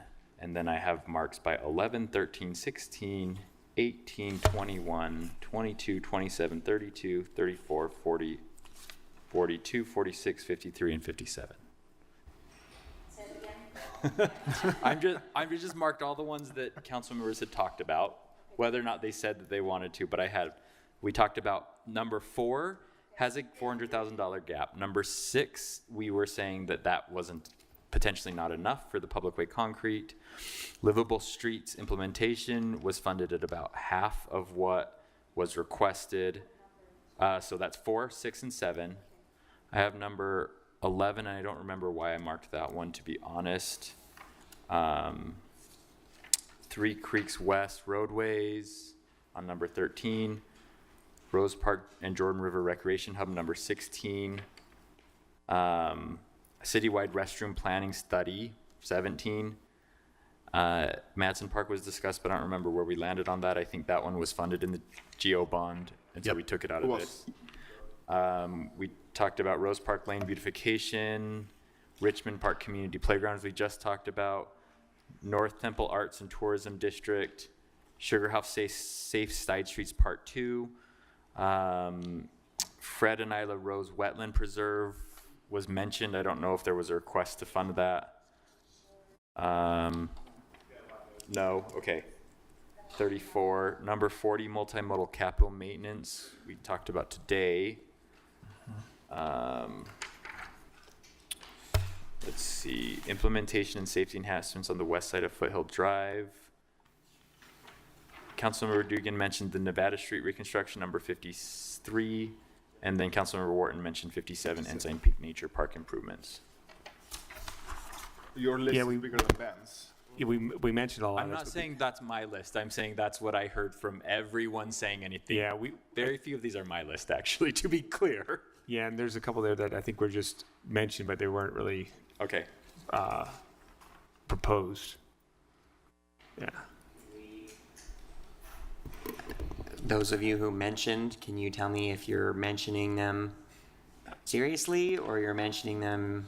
The only one I was serious about was number 46. I'm serious about 42. Okay, Dan would like 46. 22. 22 for Richmond Park. For the full or just Richmond Park. I know Councilmember Wharton wants 57, right? Mm-hmm. Yeah, because it's a lot. And Councilmember Young, you wanted number 32. Yeah.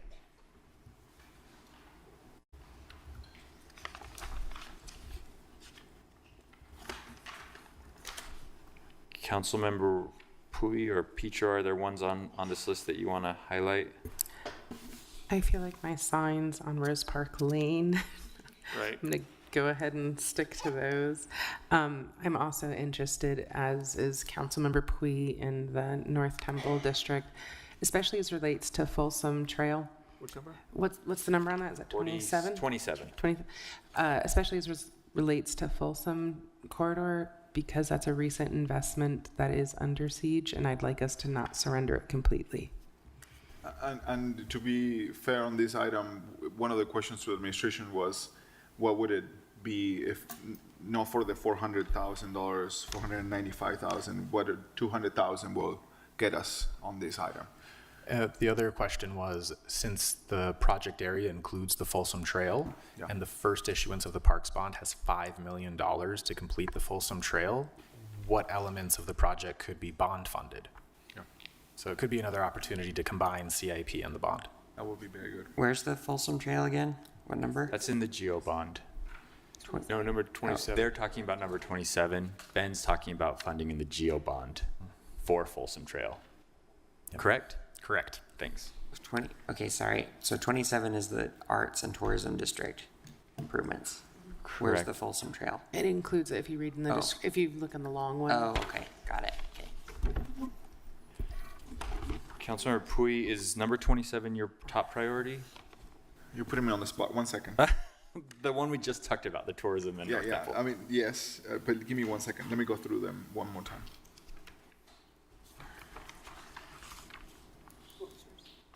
I actually don't have a request. I believe that none of these are my requests. What I would like to do is fund Livable Streets implementation to a higher degree. Is that number 7? Number 7 is Yeah. the one that I would like to, and that again is what we talked to earlier, is funding more citywide and not necessarily choosing which specific streets get funded today, but putting more money into the general pot for Livable Streets, I think, is my priority. Yeah. Yeah. And 27 is because the other ones were funded or partially funded, so 27 will be That's my your high number one priority. priority. Okay. Does that give you enough direction to come back next time and help us make sense of what we just asked for? Yes, so we've got plenty of questions to gather information for the next meeting, and based on the priority projects the council members just shared, coming up with an updated funding log with a couple scenarios showing how far the funding would go for those projects. That sounds good to me. Thank you, Ben. Okay. Council members, are we good to move on to the next item? Yeah. Thank you so much for your help, Ben. All right, moving on to item number 3, which is a follow-up discussion about an ordinance for form-based urban zoning number 3. Form-based, and I see Nick Tarbett and from Council Policy Staff to give us an update, Nick Norris and Daniel Echeverria from the Planning Division. Okay, thank you, Mr. Chair. This is a follow-up briefing on the fleet block zoning amendments and the disposition strategy for the fleet block. The zoning amendments consist of 2 items. The creation of the FBUN3 text amendment, which if adopted would become code in the city ordinance, and then the zoning map, which if adopted, the fleet block would be rezoned to FBUN3. Can you hear me with the feedback? Sorry, I can't tell. Bring it a little closer. So this is a follow-up from the briefing the council had in November of last year, where you conducted a series of straw polls and provided direction to the administrative staff on the drafting of the zoning ordinance and the development strategy for the block. Since that time, the administration has worked to incorporate those changes into the proposal before the council, and they are now asking that you review the text amendment changes that were made and consider moving forward with that, and as well as moving forward with the disposition strategy. So in addition to the zoning discussion that we'll have now, CAN staff is here for the discussion just immediately following. And with that, I'll turn it over to Daniel. Daniel. Thank you. So as Nick said at the last briefing about the zoning, the council requested a couple changes to the ordinance and requested more information about a concern the Planning Commission had about lot sizes. So the first request was to split the ordinance into 2 parts. So we split the ordinance into a text amendment part that would create the FBUN3 zone itself, and a map amendment part that would map the FBUN3 zone over the fleet block. So with this, the council can adopt the text of the ordinance, creating the zone, and then later map the zone with this separate ordinance. As part of the split, we also made some technical corrections to align the code with other code updates the council has adopted in recent years. Examples of those are the downtown zone updates and the tech land use updates. Next slide. So at the last briefing, the council also requested language to ensure more active uses on the ground floor of these buildings to provide a higher level of street activity and engagement. So the current code would require active uses on the ground floor, like retail and restaurant uses, but would also allow residential uses in their place. Those uses generally provide less activity along the street. So we're proposing a higher level of activation for larger buildings. So for buildings over 100 feet in length, at least 30% of that length would have to be active uses like retail or restaurant and couldn't be residential uses. But the remainder of the ground floor could be residential after that. And the reason we're proposing it for larger buildings is that for these buildings, it's usually more economically viable to incorporate retail or restaurant uses, and it's versus a smaller building where it's a little tougher to make that pencil out. So just an example for the diagram here is how the regulation would apply. So for a 150-foot long building, 30% or 45 feet of the ground floor would have to be retail or restaurant or a similar active use, and 67 feet could be any other active use, including residential. Next slide.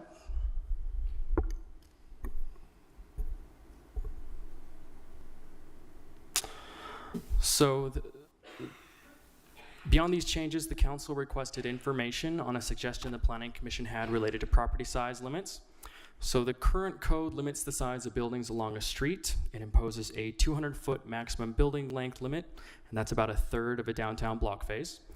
The intent of that is to help break up the street wall and provide some visual variety and interest along the street versus just a single monotonous 660-foot long blank building wall along a street. The Planning Commission suggested exploring the property size limits in addition to this building length limit. Their concern was that 1 or 2 buildings could take up the entire fleet block. And an example of a property size limit could be something like limiting properties to a maximum of 2.5 acres in size. So we did explore property size limits, but we think the building length limit better and more directly limits building size than a property size limit, and it's consistent with how we limit building size in our other downtown zones. With property size limits, we also run into an issue that already existing large properties would generally be legally exempted from compliance and could just be developed as is as legal non-complying properties. But we don't generally run into the same enforcement issue with a building length limit because generally there is no existing building that's being redeveloped, the building's being demolished, or they're starting from scratch. Because of that, we aren't recommending a property size limit. We are recommending just the building length limit, but that is...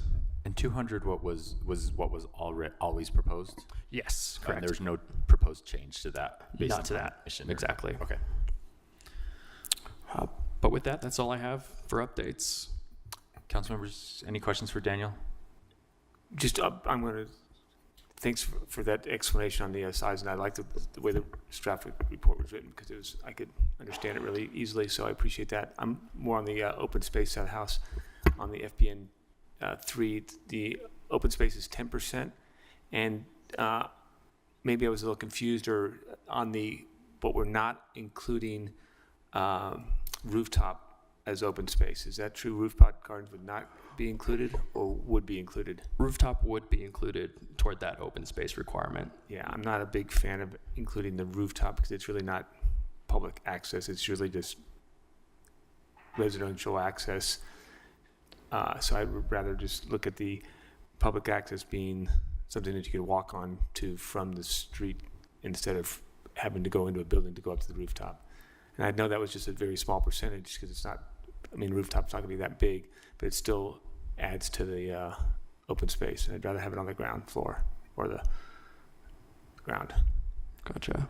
Okay. And I do know that the Didn't we minimum talk still about this before, that there's a problem with saying private property has to be publicly accessible? Yes. There's a legal issue with that. Yes. Any open space required by the zoning would have to be private open space. Versus publicly available. And I understand. Yeah, you're right. I understand that. Yeah, just thank you for that clarification. I agree there. I just think that even if it's private space on the ground, it's still more activated compared to the rooftop. Because even if you're at your single family home, you're in your front yard, it's a private area, but you're sitting there in your yard and you can actually talk to the neighbors as they walk by. But if you're on your rooftop, you're not going to be talking to anybody because you're just going to be talking to whoever's in your house. So it's never really not activating the communications with the residents and people that are walking by in your front yard, vice on your rooftop. So that's where I'm looking at it as more of a engagement of the whole neighborhood, even though you are on your private property. You can still engage with people sitting in your lounge chair while people are walking by the street. That's where I was looking at not including the open space on the rooftop. So do you have a proposal then? My proposal would be that you would not include the open space on the rooftop as part of your open space requirements. And the current open space requirement is 10%. I'd have to double check. 10% sounds right. Yeah, I think that's where I read it too. And I was looking through the code and I'm not sure where it was. But it was 10%. And the minimum size would be 15 by 15. So that open space requirement is, sorry, Mr. Chair. Yeah. Does that mean that it has to be like some open space area on the side of the building, in the back? Right now it could be on the top, but it could be anywhere, right? There would be implications because there is like a maximum setback for buildings. So to kind of pull buildings toward the street, so the only available space may be to the side or to the rear to get that full 10% on the ground level. All right. And what is the definition of open space? Does it have to be green and planted, or what? How did we define it in that? No, so we use the open space area can be a number of basically different things, including vegetation, but it can also include things like patios and other types of things. Our definition of landscape is pretty broad, and it includes everything that you might find in a landscape, whether living materials or not. Yeah. And in this zone, we are requiring at least 20% of that provided open space to be vegetated. Okay, so 10% of the lot area needs to be provided as open space. Currently, it can be on top of the building. And of that 10%, 20% of the 10% needs to be vegetated. Yes. Yeah. Okay. Mr. Chair, I have another question. Yep. I'm trying to figure out this 200 feet limit, which it says a third of downtown block face, and I'm looking at 4 South, some of the buildings that we have there, and this seems a little bit smaller than what we have, but not too much. So I don't want it to see the flip block look, like some of the buildings on 4 South that we wanted them at some point really a lot because of the tracks line. But the flip block seems a little bit different right now to have the same thing happen there, which is not the most attractive thing that we've done. So a lot of those buildings on 4 South were developed before we implemented changes to the building length limit. Okay. So those buildings were allowed to be 300 feet or plus, even bigger. But at one point, I think it was 2015, we reduced that to 200 feet, and that's kind of been the standard for our zones is a 200-foot limit. If someone wants to go beyond that, they have to go through either a design review process is generally the process they have to go through. Okay. To make sure they're doing a higher level of engagement, higher level of facade, visual interest. And that would be the same in this zone? Correct. Yep. Okay. Nick, did you want to? Well, I was going to just reiterate what Daniel said about those changes. And I think if you look at some of the buildings, including one that the city was involved with just east of the library block, that's well over 200 feet as well. And the ground floor is almost all completely active, at least on 400 South. So I think there's a different, it's a challenge.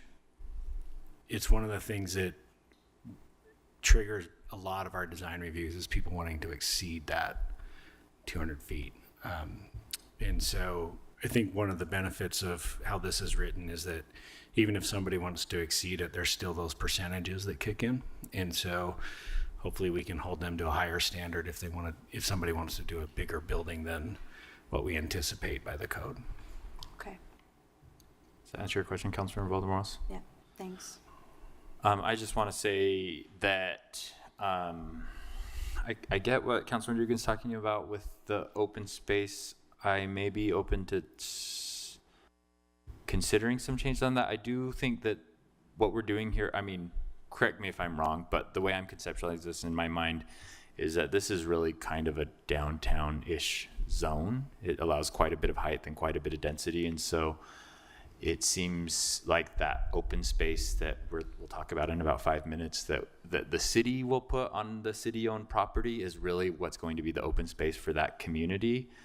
And I may be open to like a certain percentage, like maybe half of that required 10% open space needs to be on ground level or something like that. I would want to know what staff's thoughts are on that. I would probably not be open to having the whole amount be required on the ground floor, just because I think that's a backdoor way into just limiting density in that area. And I don't think that this is, and I'm not saying that's what you're intending to do. I'm just saying I think that the effect of that would be that it just limits density in an area that really makes sense for some density to me. Yeah, I understand. I understand that part about the density side of the house, but I also understand that, the city and the downtown neighborhoods, we lack green space or open space across these cities. And when you go to some big cities, yeah, they have high density because they go up, but they also have some nice green spaces that are, courtyards in the back of the building or the front of the buildings, and those really activate the neighborhood. Even if it's your private property, they're still activating the neighborhood because you can walk out, talk to your friends who are walking by the streets instead of being on a rooftop. That's where I'm trying to say that. The density, yes, I totally agree with the density, but I also look at it and go, boy, it's nice to have that breathing room space down where you're actually activated and engaging with the other public, your friends who are walking on the streets, and not on your rooftop. So that's my only point. Now, yes, I'm open to but because the rooftop could be a big portion of your open space. because that's a big portion of, that could be 40% of your 100%, so back to 20% of your 10%. So it would be nice to maybe even shrink that just so we have just activation space downstairs where people across the board are activated. I guess what I'm not interested in is requiring open space on the ground level adjacent to the street, because our roads are already very large there, and the road itself should be the space that people are engaging in, and I really do want those buildings to be pulled up to the property line and up to the street. I understand that, and I understand that part too. Yes, it's not your front yard of the lawn because this is the building downtown, but there is some. I'll give it to the developers the use of their imagination and how they would activate it better down there, vice upstairs, up on the roof. Well, and I think that the things that are put in here, like the percentage of commercial versus residential versus non-transparent or whatever, that diagram that Daniel just showed us, to me is what accomplishes the street activation. And I think that's the intention of those requirements, is to do the street activation. Exactly. So I'm hesitant to change the open space requirement without really thinking it through, because I think there's already a tool to do what you're asking for, and I think changing that could unintentionally reduce the density of the area. So that's why I'm not sure. I did want to mention though, I definitely, regardless of what we do with the fleet block, I'm glad that we've split the two ordinances so that we can at least put this zone on our books, so that developers developing in the Granary District, of which there are many, have this as one of the options for that to select, because it has been designed. You all designed it specifically for that area, and I think it does fit the area better than some of our downtown zones, and certainly better than general commercial, which is what's currently mapped there. So anything we can do to get that area more quickly moved away from general commercial will be better for that area. So I hope that once we figure out a couple of these details, that we'll at least adopt the ordinance, regardless of what happens to that specific city-owned parcel. That's my hope. Do you have something? Councilman Problems. Sorry, go ahead, Nick. I was going to ask or bring something else up, but please go with your. Something that I was just thinking about, and the things that you were just saying, I was wondering if this zone will allow for mid-block alleyways. Yes. Yes, if we require them, yes. It's okay, yeah, because I'm thinking, this could be something really cool, but to make sure that was possible, to allow for alleyways. For mid-block alleyways. Mid-block. It requires mid-block crossings, right? Yes, required. Yep. Okay. One thing that I wanted to bring up is, while this is technically called the UN3 zone, if we have to make any other alterations, we're probably going to change the name of it so it builds some space for additional form-based zones. One of the things that we've talked about is looking at how to consolidate zoning districts, and we're actually pretty far along on converting a lot of our commercial zones to a form-based zone. So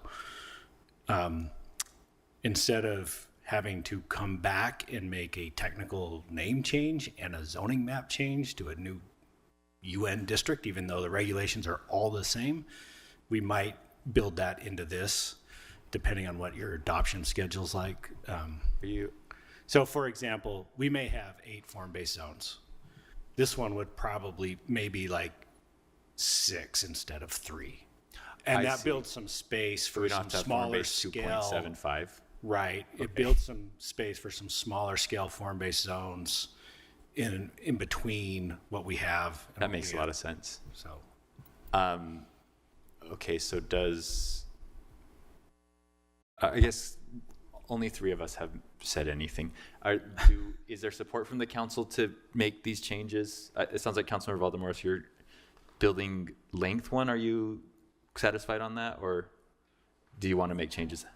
I wanted to ask you as well what your opinion was on the 200. I mean, at 200 feet is a large building, but we have enormous blocks. And We so could fit 3 of them, basically. So you could imagine fit like 3 of them. buildings, right? I've always had a little bit of a hard time with zoning ordinances that say this is the number of feet, because whether it's appropriate is so dependent on the scale of the street and the buildings around it and the block size and everything else and how tall it is. And so just like a hard number has always been a little bit difficult. I do think the 200 number that we've sort of settled on in the downtown area doesn't seem like it's been that hard to accomplish, and does seem like it's gotten mostly what we want. So the answer is, I think it's an imperfect tool, but we've probably got the best number we can in using that imperfect tool. Sorry, if you disagree, please let me know. But To me, it sounds like, I would agree. I'd also agree that, the street activation is already part of that. I mean, that 200 feet goes quickly if you're activated. If it's just a wall with nothing there, Yes, then it's like, oh my God, there's a wall. But if it's activated and you have a store there, you have a bar there, whatever you have coming in, then you don't even notice that there's a building there. And you wouldn't even probably notice that there's a 10-foot an alleyway at the 200-foot mark, because it's just activated.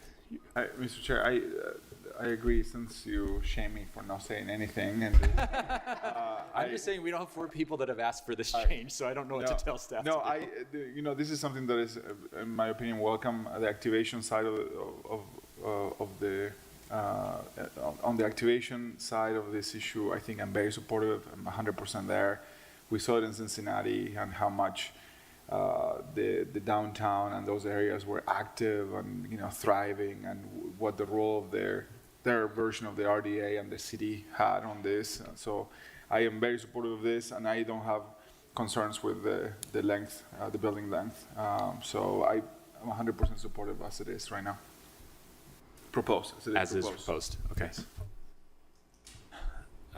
Does anyone, I guess, to Councilmember Dugan's, are there other council members that want that change? I feel like I do not want the change for the open space.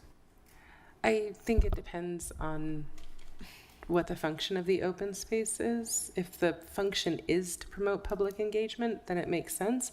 If it's just to make sure we're not creating cement blocks that are unapproachable, and it's irrespective whether it's for a resident or for the public, then I have no problems with it.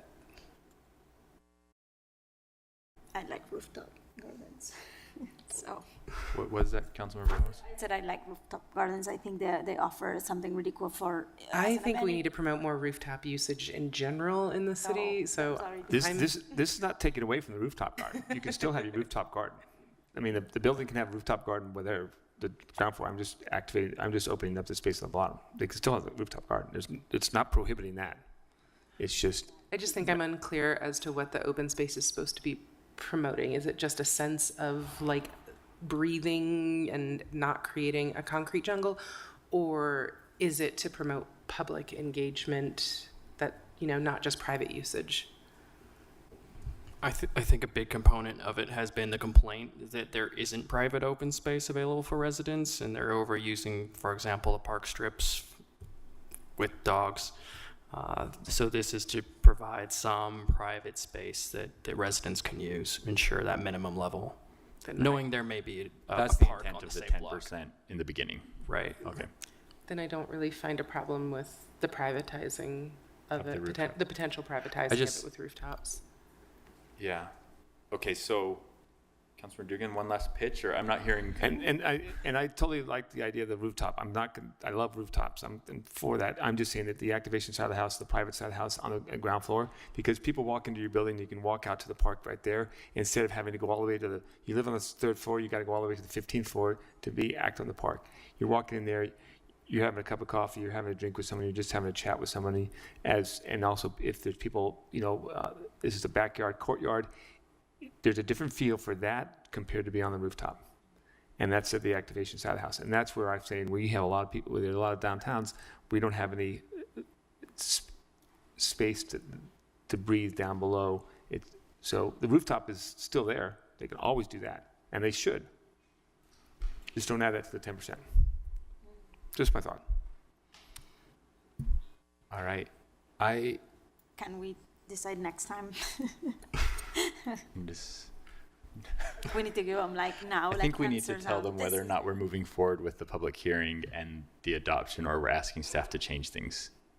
And Well, it I just sounds to proposed me a like- straw poll, that, what I said. And Okay. Yeah. So my straw poll is that we don't include the rooftop garden as a 10% for the open space. Okay, so a yes on the straw poll would be to require the 10%, but require it on the ground floor. A no on the straw poll would be to allow the rooftop to count towards the 10%. Right. Okay, I'll call the straw poll. I should say yes, fine. Okay. It's lost. It's already been decided. It's already been decided. So- Yeah. Okay, I have a 5-2 with Councilmember Valdemorse and Councilmember Dugan voting yes and the rest voting. Which means I think we move forward with it as proposed. And can you make the name change at a different time? Yeah, because we have to adopt or amend the adopting ordinance anyway, because it had a couple sections that were pending the adoption of the downtown stuff. Now that that's been adopted, we can pull those things out to make it cleaner and easier, so we can do it as part of that. Oh, okay, great. And Mr. Chair, also, Yep. The public still has, a chance. We are going to have another public hearing on hearing. this zoning So if- because it's been so long. So if you're listening and you listen to council members' reasons and you agree with them, please email us so that we know that you're also, that a lot of That's people are correct. interested in Straw that. polls are not final. Right, if not, So- then the majority said not to count it as open space, so, thanks. Thank you. All right. Thanks. I think we're moving on to item number 4, which is not the zoning, but the disposition strategy for the fleet block. We are a little behind now, but I appreciate everyone letting us go through that. Let's go through this before we do our break.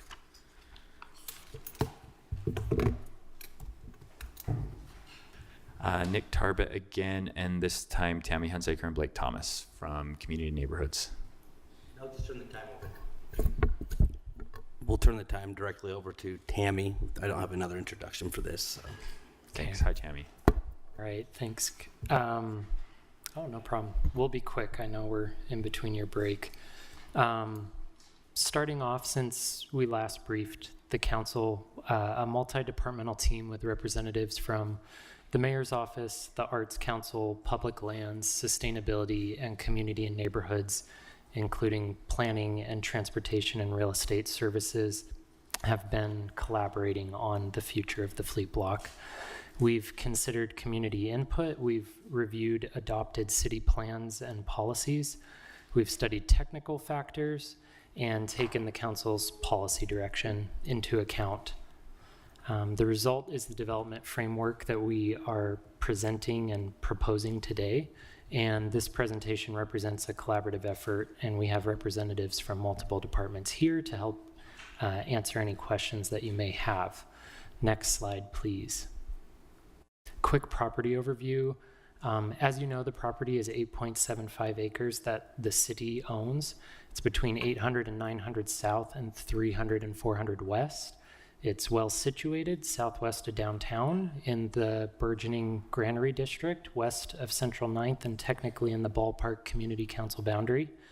That being said, there are impediments on the site that we've discussed previously with council, such as environmental contamination, overhead power lines on 800 South, and a high water table that precludes underground parking. During our previous briefings, you all, the council, provided policy direction that the property be offered through multiple procurement opportunities rather than through one RFQ or P to a single developer. The intent of this is to not only incorporate public benefits such as affordable housing, affordable commercial space, and public space into the development, but to also market and develop the property in a way that is more accessible to an inclusive group of partners. Next slide, please. So currently the administration is requesting that the council, 1, approve the rezone, as the rezone must be finalized prior to initiating an RFQ or P process to ensure that procurement processes are based on an approved zoning district. 2, to indicate support for the size and location of the public space, and the Department of Public Lands will return to the council at a later date to formally designate the public space as either a public square or park. And then lastly, to provide any policy direction on the development plan. The Department of Community and Neighborhoods will lead the effort to subdivide the property and prepare the development sites for an RFQ or P process. If the council indicates support for the location of the fleet block public space, Public Lands will initiate a thorough planning process for the design and development of that public space. This process will build on the engagement work that has already been completed through Reimagine Nature and the art healing efforts related to the murals, among other efforts. The Arts Council will also be involved in this engagement effort as it's contemplated that there will be a significant presence of art throughout the public space. Subsequently, CAN will lead the effort to subdivide the property and prepare those sites for development. And each RFQ or P process will have its own public engagement effort. I will now turn it over to Tammy to discuss the site plan and development and budget considerations in more detail. Thank you, and next slide, please. Thank you. So as Blake stated, we've considered council's previous policy direction, public input, development constraints, and adopted city policy when establishing this proposed site plan. To review city policy that informed the site plan, especially for our new council member, in adopted policy, it calls for 2.5 to 3 acres of open space on the fleet block that must be on a corner. We also have policies and plans that call for a green loop that circumvent the downtown area, and that's contemplated to be running along 900 South. And then also mid-block connections are contemplated through adopted city policy that would divide the block into 4 quadrants. During the last briefing, I believe that was back in April, we brought forward a contemplated development scenario, and we at that time were contemplating the potential of putting the park space on the northeast corner. The council gave a lot of great feedback. We were contemplating this because of the community-initiated murals that began on that corner. We felt like dedicating that space as public in perpetuity would be a great way to honor that corner. And then also there are high-voltage power lines along 800 South that may impede development a little bit along that corridor. But we took the council's feedback and we really went back as a team. It was CAN and all of the different departments and divisions that Blake talked about. And we re-looked at the property and all of the considerations. And we are now proposing the site plan that you see up on the screen. So we are now proposing the park or open space, or a public square on the southeast corner. And one of the driving factors that really made us want to propose this location is we did shade and shadow analysis and determined that, especially with the height proposed through the zoning, this space will be sunnier in the winter and will provide more of a year-round opportunity to use the park.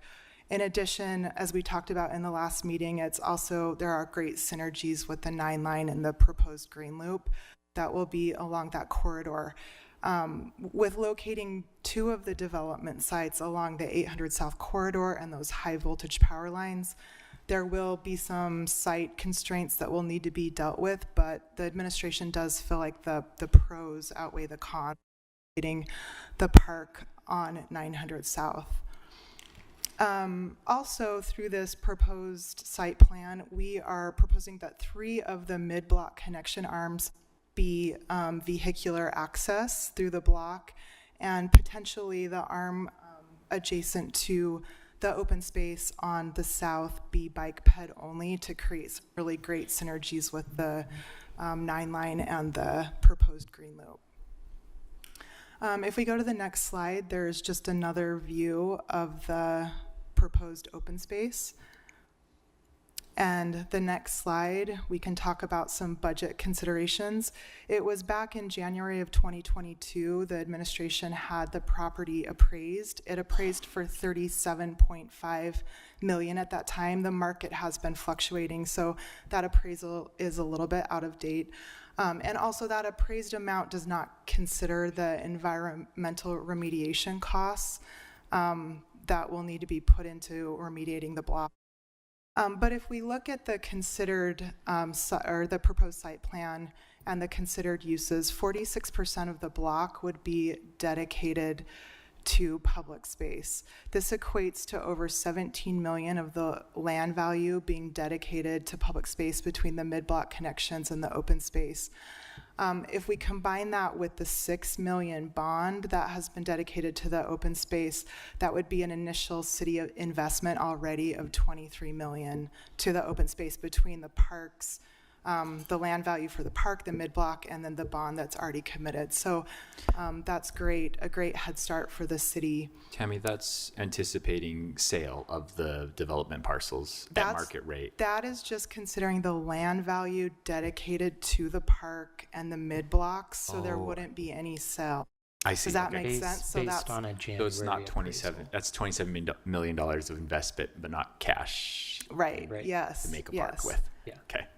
And then really briefly, I know we're tight on time and I want to be considerate of your schedule, but if we go to the next slide, some other budget considerations are whether we move forward with a land sale or a ground lease for the property. The first option is to sell the property and utilize sales proceeds as capital investment to build on-site public benefits. So the pro of this model is that there's a land sale, you get upfront cash. We could use that for environmental remediation or to actually construct some of the improvements, whether it be infrastructure or affordable housing. So that's cash realized upfront. And then if we look at the next slide, it's a ground lease scenario. And the pros of this would be that it would be long-term ownership and it would be lease revenues that's realized over time. The con of this scenario is you're not getting upfront cash to invest in the development of the block, but you would be getting lease revenue over time, and that lease revenue could actually be used to direct to other citywide programs such as affordable housing, or it could be kept and generated revolving in programs on site, whether it be to fund like reduced rent for residents and commercial space, or programming of the public space or ongoing maintenance activities. Just really brief, I know we're running out of time, but next slide are some other development considerations. Touching on the environmental remediation, we've discussed this before, but one update is that the Sustainability Department is currently working with Utah's Department of Environmental Quality on an application to the EPA Brownfields program for additional site assessment work. And if awarded this funding, it will help inform the development process as we move forward. We are also looking at ways to fund the mid-block infrastructure, whether that be through a land sale with getting that upfront revenue or coming back with a CIP request. And we're also evaluating the pros and cons of an RFQ versus an RFP. An RFQ would really allow us to focus on establishing a partnership with a development team that has the ethos that aligns with the city, whereas an RFP process would focus on selecting a particular proposal that includes specific design and financing proposals. The next slide is about equity and inclusion, and we've talked about this in previous discussions with having an inclusive selection committee, doing community benefit agreements, and tracking specific metrics and outcomes. So I don't think I need to go into great detail on that. At this time, we can open it up for questions. And as Blake said, we have a team of people across the city who have been working on Fleet Block behind us who are here to answer specific questions if there are some. Thank you, Tammy. Before opening up for questions, I just want to say thank you for inviting me into the working group for this. And I know I wasn't 100% in attendance, so sorry when I missed them, but thank you for letting me be part of that.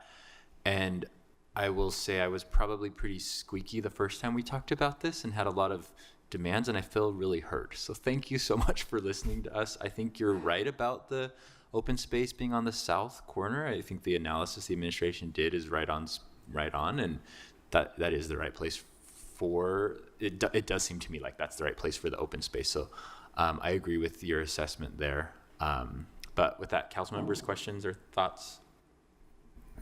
Dugan? Yeah, thank you very much. And I appreciate it. I agree with the southeast corner. I think that's a great call on making that the open space.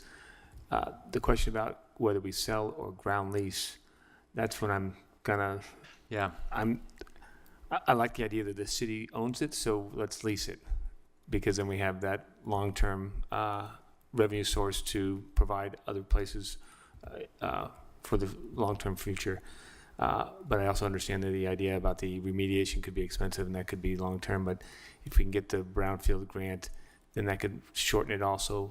But at the same time, if developers want to develop that area, then they would probably be also maybe willing to figure out how we work together to remediate it as quick as possible, because they don't want to sit on it either and wait forever for the remediation. So I think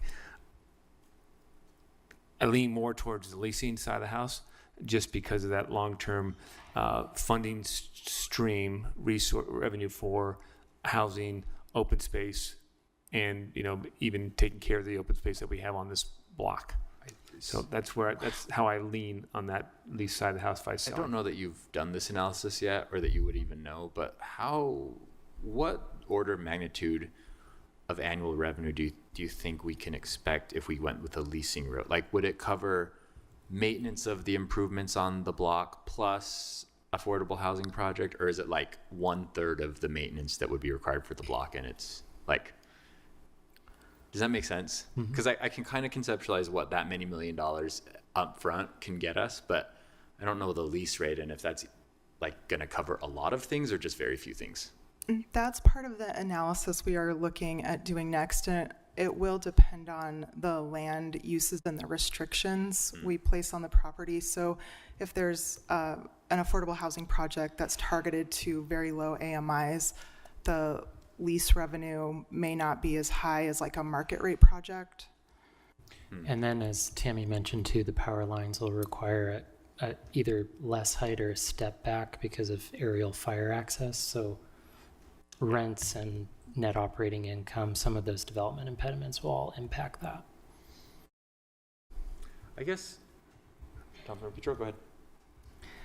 I lean towards both the potential actual captured revenue here and the symbolic nature now of it, that it's been through kind of this social crucible with us. I feel like we have to maintain ownership. In fact, I would be in favor of us selling other property that maybe might not be as pivotal to something so central to our city identity in order to maintain ownership and potential control over what happens there. I think the social development there, as much as the financial outcomes, have to be calculated on this property. That's a pretty good argument, actually. And sorry, just back to the power lines. I know it's going to be a couple $1 million to bury those. Yeah. Right. Thanks. Yeah. They're high voltage, right? Mm-hmm. Okay. Members, any other thoughts? Petro? Not as pivotal. The roads that will be going through, are they roads that we will have the opportunity to name? Or will they just be numbered? I'm sure we'd have the opportunity to name them. Last briefing, we were contemplating whether the mid-block roads would be privately owned with a public easement, so we could kind of leverage the development of that infrastructure with the development of the development sites. But what we heard last time from the council was that the preference is to have them be public roadways to maintain the highest level of public accessibility and control. So that means that we will need to identify a funding source for construction. mid-block construction. The two surrounding the park could probably be leveraged with the park design and funding with an additional CIP request. I think both the challenge and what's exciting about this piece is that we have the chance to consider the social as deeply as the other developmental concerns here. And so often, especially when we have to retrofit for equity in projects, these sorts of things we have to choose between symbolism or substance on what we're going for. And I think this is a place where we can have both. And so I think carefully approaching the way we consider the names of those, whether it's accountability and transparency way or justice or whatever, I think it's an opportunity for us to incorporate the symbolism while we're considering all the other substantive concerns that we're addressing too. I appreciate those comments, Councilmember Petro. One other question you had that I would like to give my 2 cents on is I would prefer a highly vegetated plaza over a park. And right now, to clarify, we are calling it open space, and Public Lands will return with an official proposal on what the structure of that open space looks like. I just see it as a budding entertainment district and a great place to go hang out, and I don't want to limit what types of things can happen within 200 feet of it. Mr. Chair, if I could have a request just to provide assurance for the administration that the council approves of the site plan or indicates support for the site plan. Could we get a straw poll? Yeah. So the straw, the request is for a straw poll that we support the proposed site plan that we just saw, and a thumbs up would be supporting it. And with the caveat that you're having a public hearing. We're having a public, yes. So this is your immediate feedback. There's a straw poll on the table, which is that we indicate our preliminary support for the site plan that Tammy has shown us today. So a thumbs up would be to support that. That is 7-0 supporting. Great. So thank you for your work on this. All right, we're at our break.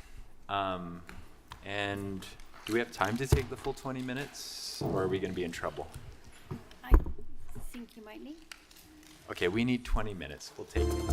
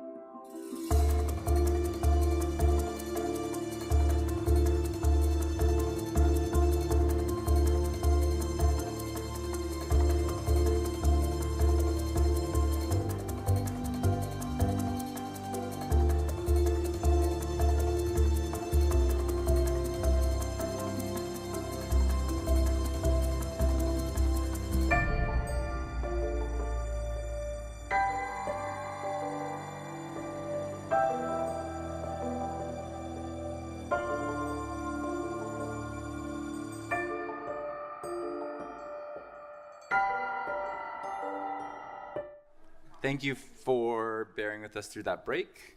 We are on item number 6, which is an ordinance for a zoning map and master plan amendment. 1782 South, 1600 East. And we have Brian Fulmer and Kelsey Lindquist. Thank you, Mr. Chair. This is a proposal to amend the zoning map for the above-mentioned property from its current R1 7000 or single-family residential zone to SR3 special development pattern residential. The proposal would also amend the Sugar House Community Master Plan future land use map from low-density residential to medium-density residential. The petitioner's stated objective is to construct a home on the property. He will be joining us online and would appreciate an opportunity to address the council. He intended to be here in person, but there was some confusion about the meeting. So he will join us online. Thanks, With that, Brian. I'll turn it over to Kelsey. Thank you, Brian. We can just go to the next slide so I don't repeat. Thank you, Brian. We can move on to the next slide so I don't repeat everything that Brian just said about the project. Perfect. So the subject property is located within the Sugar House Plan area and has quite an extensive history. I've included links to the associated published administrative interpretation as well as the subsequent appeal in the transmittal. In summary, the outcome of the admin interpretation and the appeal applications determine the property as an illegal lot and is considered to be part of 1572 East Blaine. These amendments are sought in hopes of developing a single-family dwelling through a plan development, preliminary plat, and a final plat. Next slide.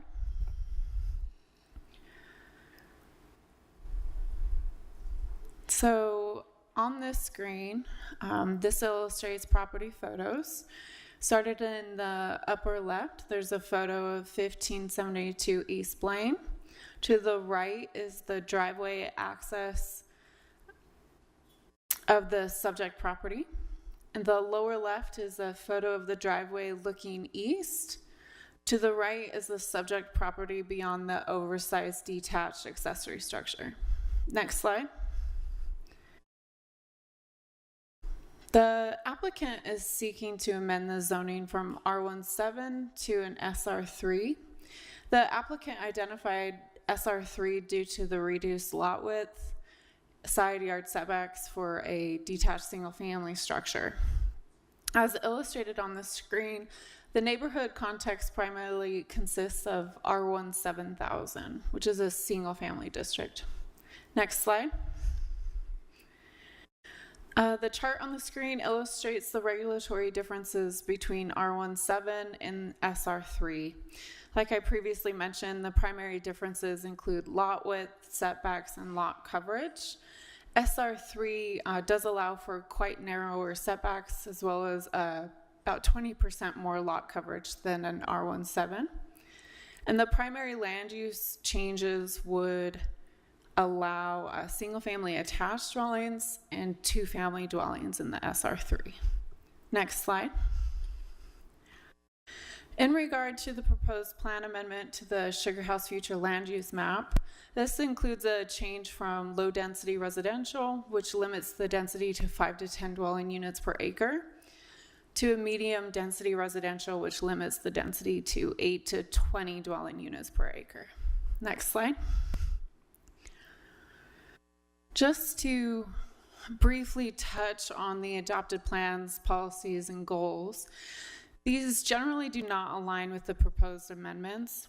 The neighborhood is well established with R1 7000 zoning. While the Sugar House plan does identify goals for infill and flag lot development, this property does not meet the location identification for rezoning or the flag lot standards or infill. Additionally, the property does not meet the intent of the location parameters for medium density classification in the Sugar House plan. Next slide.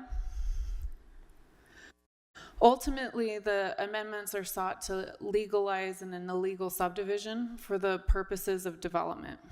The goals do not align with the identified policy statements or objectives. And in summary, the Planning Commission did forward a negative recommendation on this project, and I am here to answer any questions. Thanks, Kelsey. Council members, questions on this? Councilmember Young.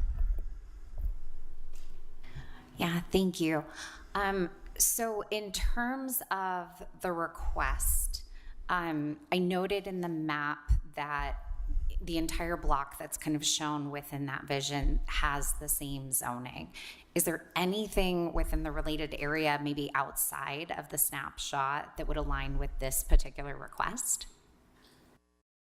Not necessarily. The Sugar House master plan describes those medium and higher density zones to be oriented towards the commercial corridors. Okay, thank you. Kelsey, just so I'm clear on, I think I understand the situation, but this is, how can an illegal subdivision happen? I know it happens a lot, but it would have been prior. It must have been a long time ago, I'm assuming, right? Because don't we have processes in place to not allow that to happen today? Mostly it doesn't happen today. Sometimes the county can still record something that shouldn't be recorded. But we did adopt a subdivision ordinance in the 1950s. 1950s, yeah, just making sure. So that would have required the city to approve a subdivision. And this is an platted subdivision, so it would have required a subdivision amendment to amend any sort of identified lots. Do we know when it became a lot of record? It's not a lot. Oh, an illegal. This property, an illegal lot. So I don't even think I understand. It's kind of been floating around. The administrative interpretation and the appeal go into more of that depth of the history, but there are several Board of Adjustment cases associated with this property. So prior property owners they actually sought a variance to construct an oversized garage for the purposes of off-street parking for the Blaine property, which is a duplex. So they received variance approval, constructed that garage, which you can actually see in the aerial photo. Yeah. And then a subsequent Board of Adjustment decision upheld that illegal lot was actually part of Blaine Avenue. Then it was subsequently sold separate? No, it was not sold separately. The same property owner owns Blaine Avenue and this property. Okay. There was a findings and order recorded on title, so there was notice of this lot not being buildable. Okay, and can you remind us so there was a negative recommendation from Planning Commission. What was staff's recommendation to the Planning Commission? Negative. So, Mr. Chair? Yeah, go ahead, Councilmember Valdemoros. I understand we've done this many times with these illegal lots, but one unit in that property doesn't seem to me that it's a lot of density. Like, it doesn't seem like it's going to bring, some hardship to that neighborhood. And so I am not understanding, some of like the, your reasoning. Like, Plan Salt Lake doesn't support this, but in my mind, Plan Salt Lake does support, more housing, right? And more density, but I understand that this neighborhood doesn't want a lot of density, but one unit doesn't seem like stands at all. So I'm not. Which could be achievable through an ADU on this property. Yeah. Nice. We have some funding for that. But I will just say, in the staff report, which is included in the transmittal, Plan Salt Lake does support a variety of housing types, which was the one that was kind of a soft supportal. The other applicable plans really did not support this. Hold on, but let's say this was a regular lot, okay? Regular lot, and then somebody wants to switch the zoning for setback reasons, then, and they want to put one unit, then we would say, oh, Plans are Lake or the master plans, Shore House, and that support this request. I think they could go through other avenues than changing the zoning, right? So if an illegal, or not an illegal, a legal lot in a recorded subdivision was too narrow to accommodate the required setbacks, there's a variance process to achieve building a single family home. So there are other avenues for legal lots. Okay. Yeah, I don't know what to say. So, okay, I'm just looking at, I'm now figuring out, this is a 0.17 acre lot, and the lot that is also attached to it is 0.21 acres. And that has a duplex on it, you said? And that would be a legally non-conforming duplex, we assume? Be legal conforming at this point, given the age of the duplex.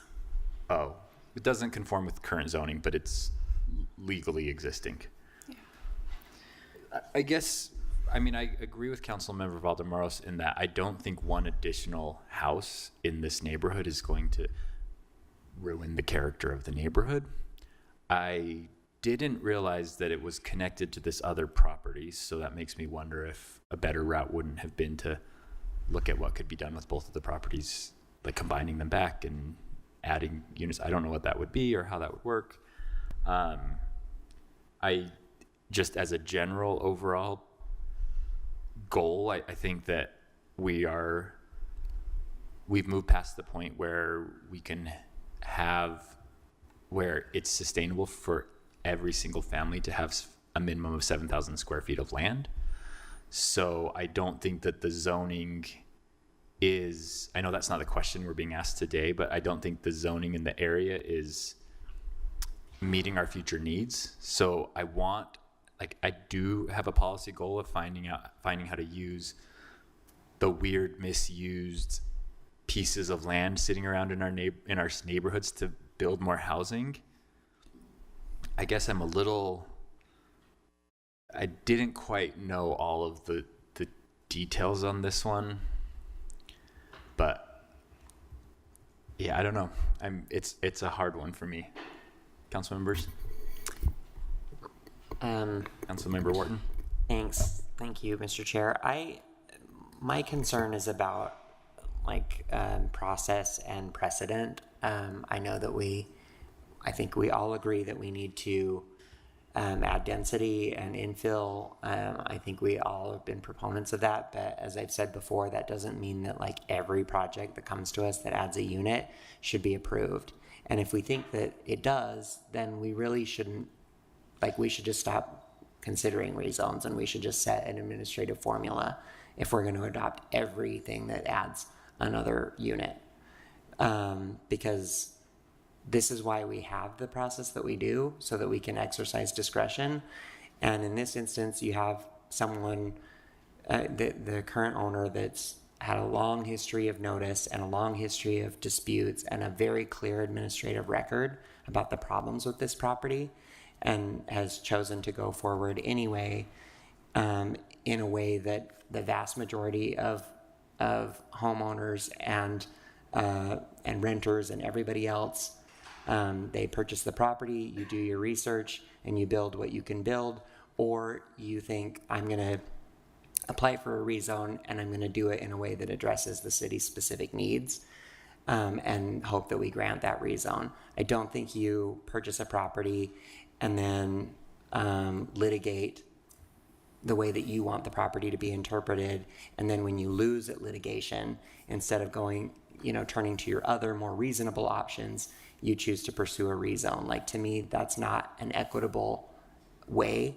to develop property. It's not an equitable way to address the city's needs. And just because the outcome results in us having one more unit, which is important, I think the cost that the precedent sets for this is absolutely not appropriate. And even if you disagree with me, it's one unit where they still could build a unit. So we're not actually even losing a unit.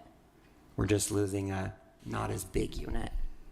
So I don't feel like this really, for me, it's not a hard decision, and I think we should deny it. Can we talk through what the ADU ordinance would allow on this? In what sense? Like size? Okay, or? so it's 2 lots, but it's not 2 lots. So Not 2 where lots. do setbacks come into play? Yeah, is we do not see that lot line that the county As reflects. existing at all? At all. Okay. Planning does not see that. So all of the property behind the duplex that fronts Blaine Avenue and those 2 little legs that go out to 16th East, and I think it's just a discarded alleyway or whatever, all of that space is part of the lot that fronts 1572. Blaine Avenue. Correct. So 1572 East Blaine. Could you be more specific on the lot numbers? We're talking about 328-012. Correct. That lot includes 328-024. Okay, that's no 25 is its own. 25 is separate. So -012, 328-012 includes -024. Okay, given that this is 1 lot, It's even one though the lot. county says it's 2 lots, it's just 1 lot. Mhm. Is there, and it's a duplex in a single family zone, a legal duplex in a single family zone. Yeah. They could do a detached ADU up to 1,000 square feet, and the owner occupancy requirement would not apply because it's not a single family use. Correct. Am I Yeah. correct on that? Yeah. Okay. They could do an attached ADU to the legal duplex, and then the size limitation would not even apply. And it would also not have to be owner occupied. The owner occupancy requirement would go out the window for this. Because it's a duplex. Prior to the new ADU ordinance, they couldn't really even conceive of an ADU because of the owner occupancy requirement. And ADUs were not permitted with more than a single family use, right? So duplexes, triplexes, multifamily uses were not eligible for an ADU. Okay, so we have made it entirely possible to add another dwelling in multiple ways to this unit without any rezone at all. Is 100%. that true? Yes. Okay. Yeah. That helps me. And less hoops. If y'all were Doesn't the process question that Councilman Ward brought up is avoided as Yeah, well. if you adopted this rezone and plan amendment, the applicant would still be required to go through 3 planning processes to get a single-family home constructed. Okay. That answers my questions. Councilmembers, do you have any other more questions?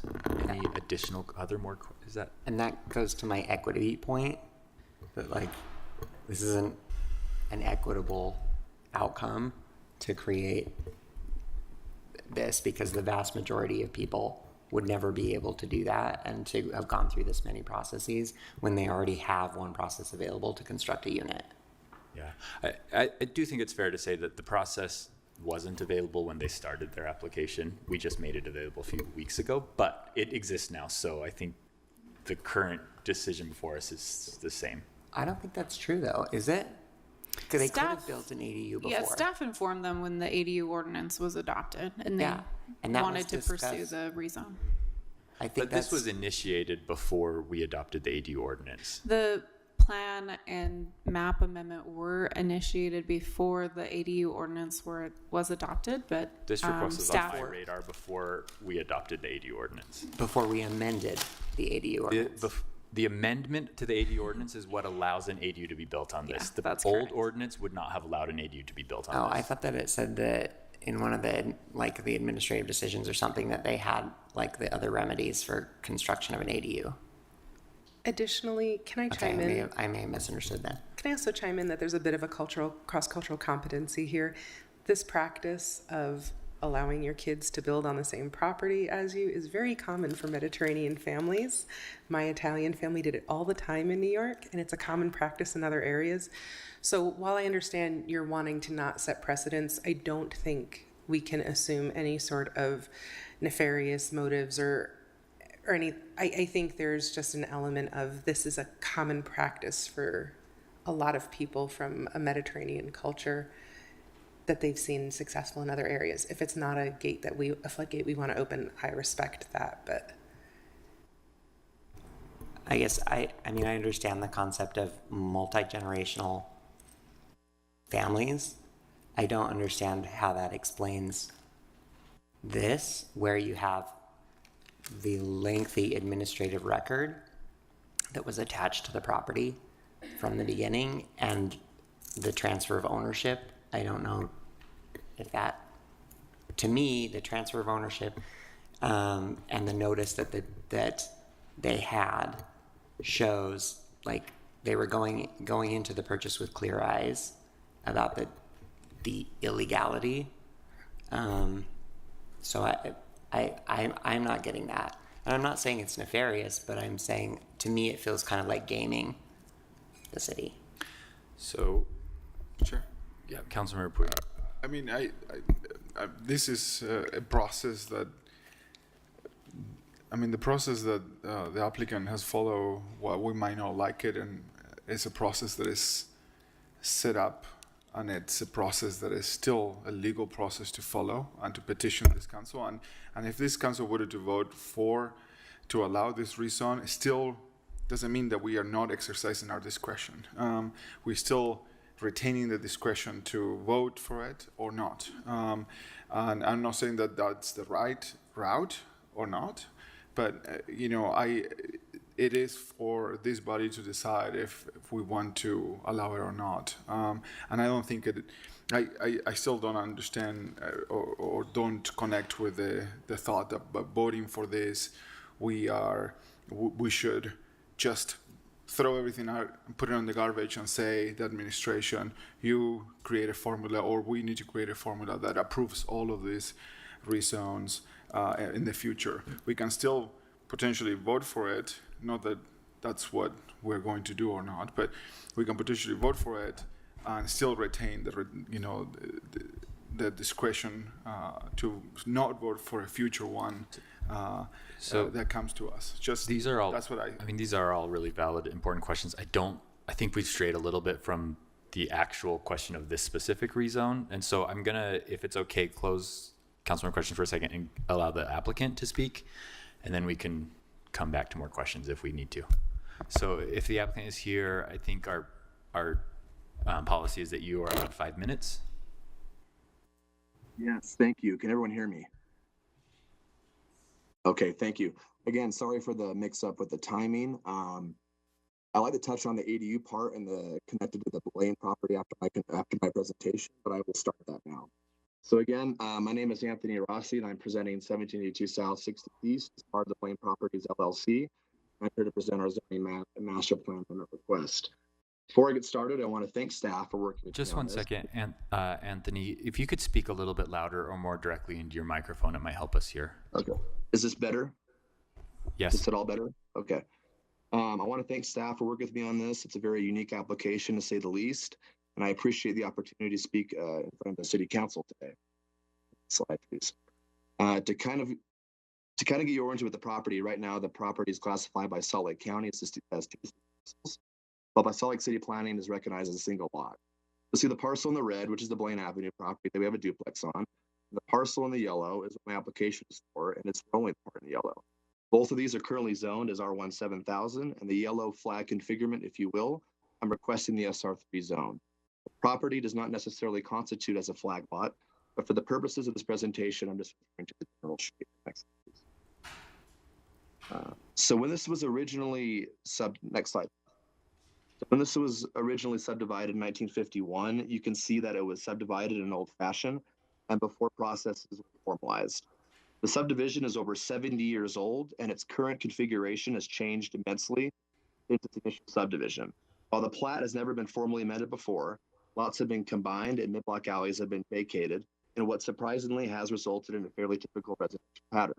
Our lot seems to be the only exception to this, and because of its peculiar historical circumstances, it is left as the only non-developable lot in the entire subdivision. And so because of its unique circumstances, we are looking for a unique solution to this.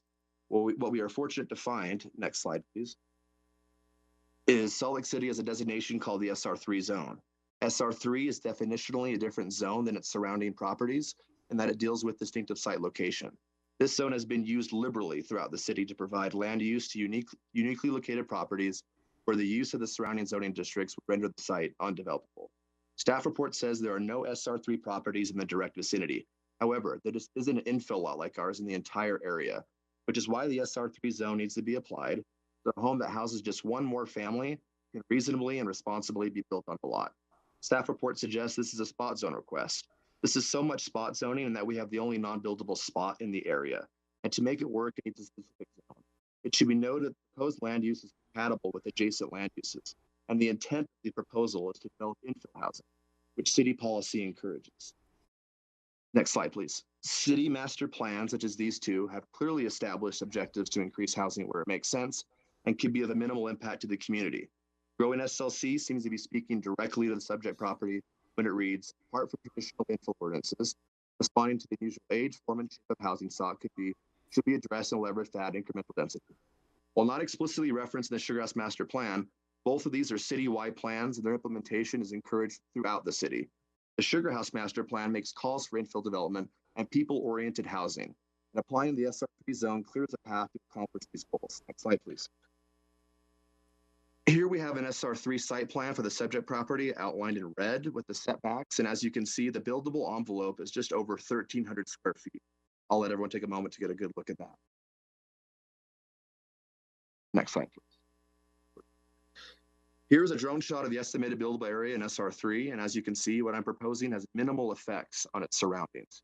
I don't know that one home on here would somehow set a bad precedent for Sugar House or change the existing characteristics of the neighborhood. So in closing, if a method exists to accommodate uniquely configured parcels in an existing neighborhood like the subject property that doesn't fit the Euclidean zoning, it's a good thing. And although you have a negative recommendation before you, I ask the City Council to tackle unique problems, unique solutions. That's my property SR3. Thank you. I appreciate it. I'm open for any questions. Sorry.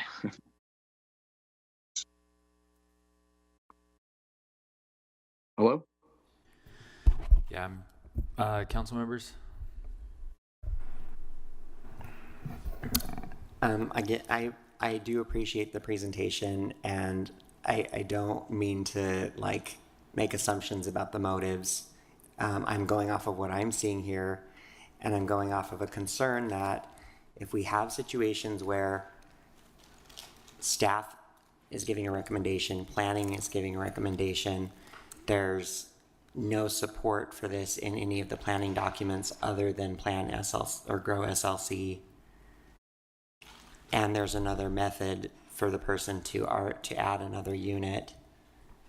And yes, it's a legal process, but it's one that's, it's legal to ask for this, but it's after coming on the heels of fully litigating a previous process and doing so at the expense of a more costly process after the rezone is granted, then what rezone are we willing to say no to? That would be my question to my colleagues.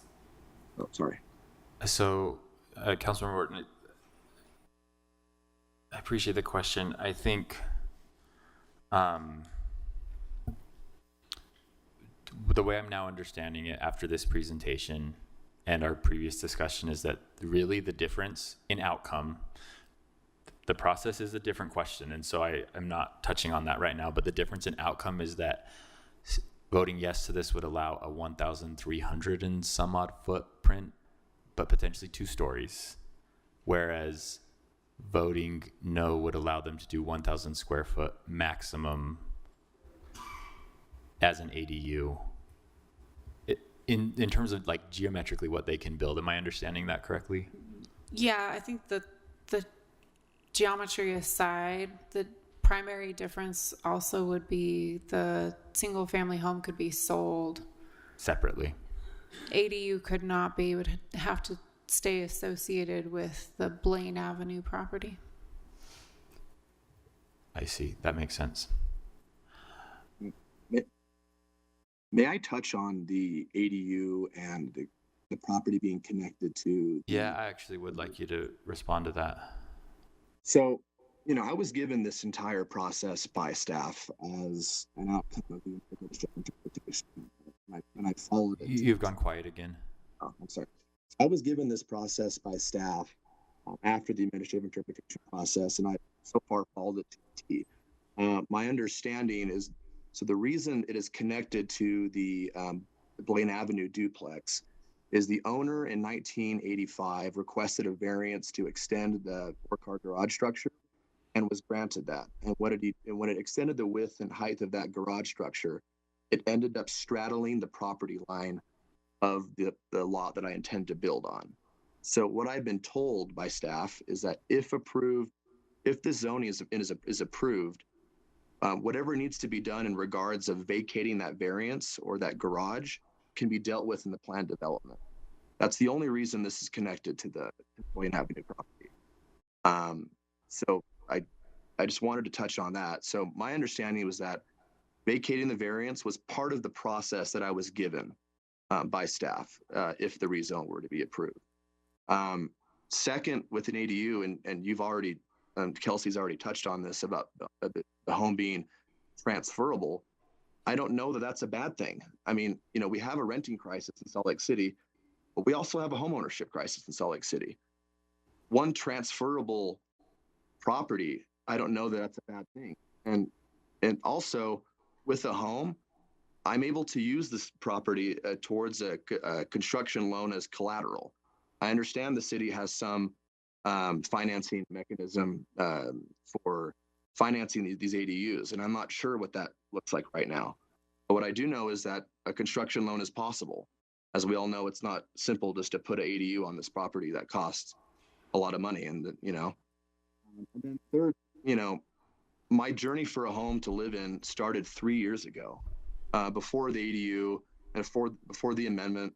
And it was never to turn a duplex into a triplex. It was to become a part of the Sugar House community. And I understand an ADU is one way to do that. Mr. Chair, Yeah. can we? Okay, appreciate that. I think I'm sorry. That's answered my questions. Has that answered council members' questions? Looks like it has. Okay. Is there any more discussion to this from council members?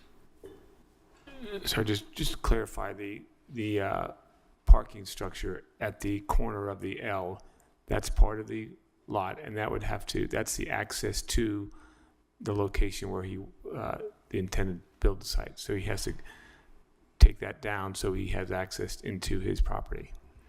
Essentially, if the proposal was approved, they would need to vacate the approved variance, meaning demolish the portion that extends onto this property, and then make sure that the detached structure complies with code.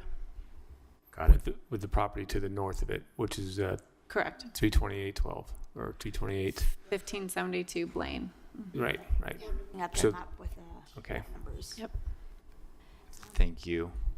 All right. I think we'll close this item. There is a public hearing on this on This evening. Today. Yes. Hey, can't wait to hear about the public's thoughts on this. We are still running behind. Sorry, everyone.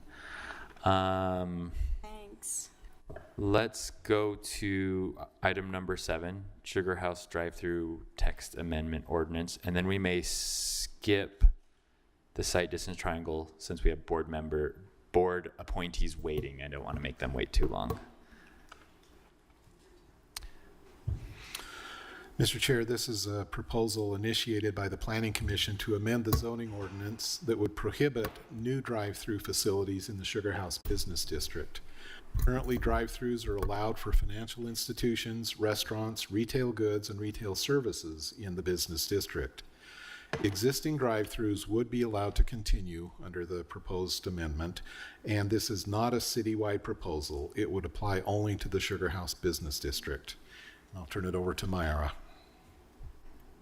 Thank you. Can you hear me? Yeah. Yes. I can hear myself. All right, we can move to the next slide.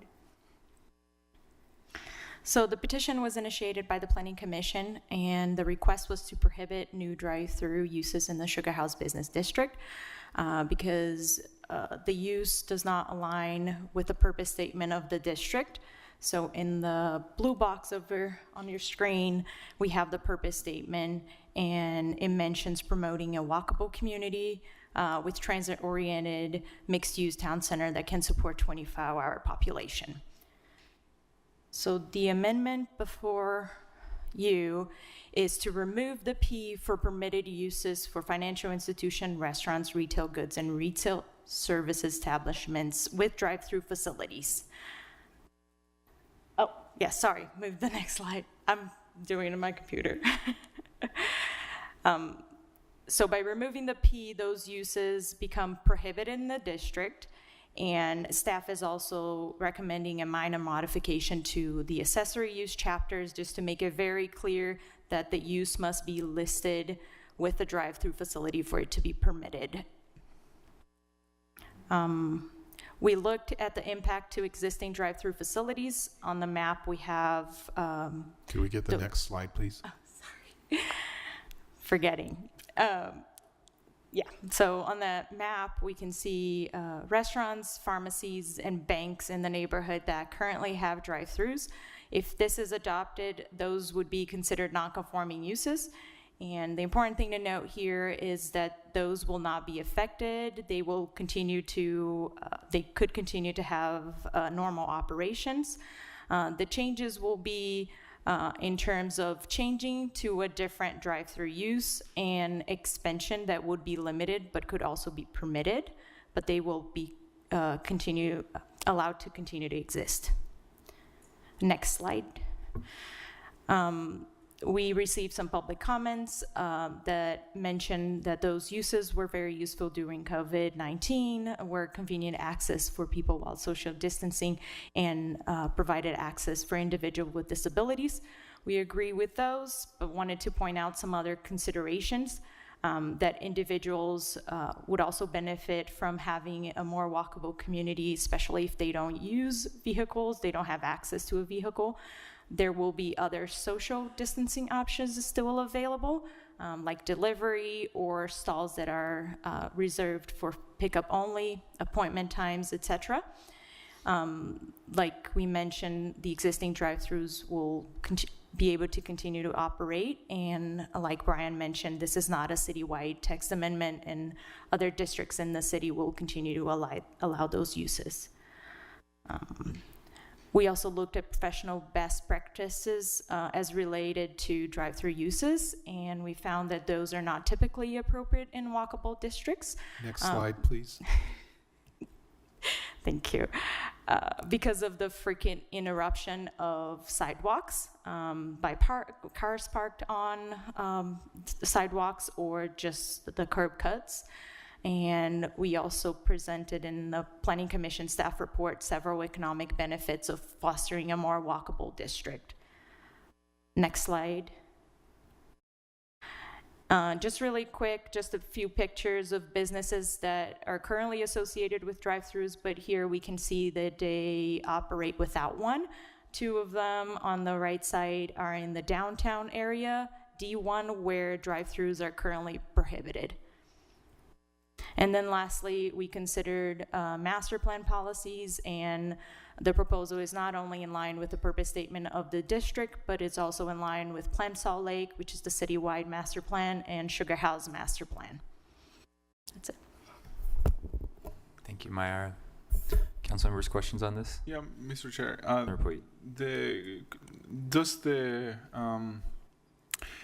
I see the map where all of those drive-throughs and those businesses are marked.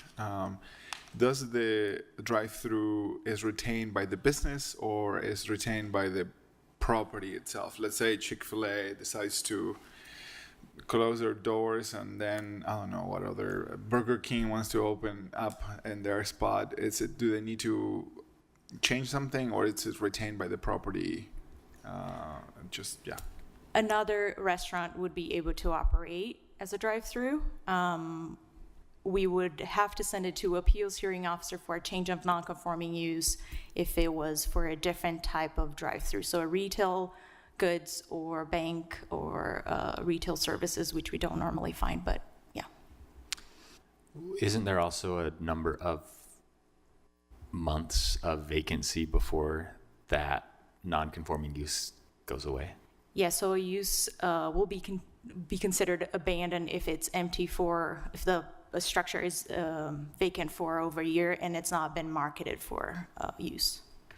Oh, if it's continuously marketed for use, then it's not vacant. That's interesting. Okay. Council members, any other questions? Councilmember Young. No, thank you for this. I appreciate the overview and especially note some of the challenges that area has experienced related to some of the existing drive-throughs. I just had a question, noting that in some of these areas, there's a pretty significant land that is undergoing development and or is vacant. Do we know if there's any plans related to those existing vacant lots to move towards more commercial opportunities like drive-through? Not necessarily to drive-throughs, but definitely more mixed-use developments. There's a number of proposals that we've heard about in the Sugar House business districts where that where there be a change like that, similar to what we've seen with the newer development in that area. Chair, if I can follow up? Yeah, of course, Councilmember Young. So in terms of that, I guess that's probably just my question, that if there are existing plans or efforts that would incorporate a drive-through, just if we've, like I said, looked into that in terms of impacting any of those developments from having to change related to this. Yeah, none of those that we're aware of include any sort of drive-through use at this point. Thank you. I think this is great. I think that there are parts of our community where drive-throughs make sense, and I think Sugar House is not one of them anymore. That really does back up onto the street, and Sugar House is in a lot of ways becoming a model walkable, transit-connected community. So I think that this change initiated by the Planning Commission makes a lot of sense to me. Yep, Councilmember Petro. I just want to clarify, I'm assuming the Sugar House Business District and this map that I see in purple, it's a really, really well-defined area so that we're not setting ourselves up for ambiguity of am I subject to this, am I not? Okay. There's nowhere else besides the map that Sugar House Business District is mapped, right? Okay. It's not like some zones that do appear throughout. Yeah. All right. I think I see no more questions. Thank you. Thank you. We actually caught up a little bit. Do we have all the board appointees here, or are we still waiting on some? Does staff know? I see 2, 1. Okay, actually, sorry, Spencer, you have to wait a little more. We're going to go to item number 8, site distance triangle text amendment.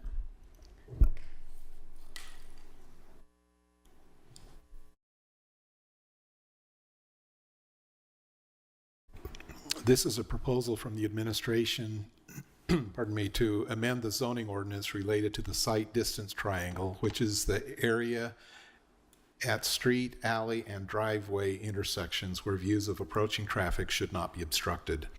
The purpose of the triangle is to allow drivers, pedestrians, and users of other transportation modes to see each other and stop safely.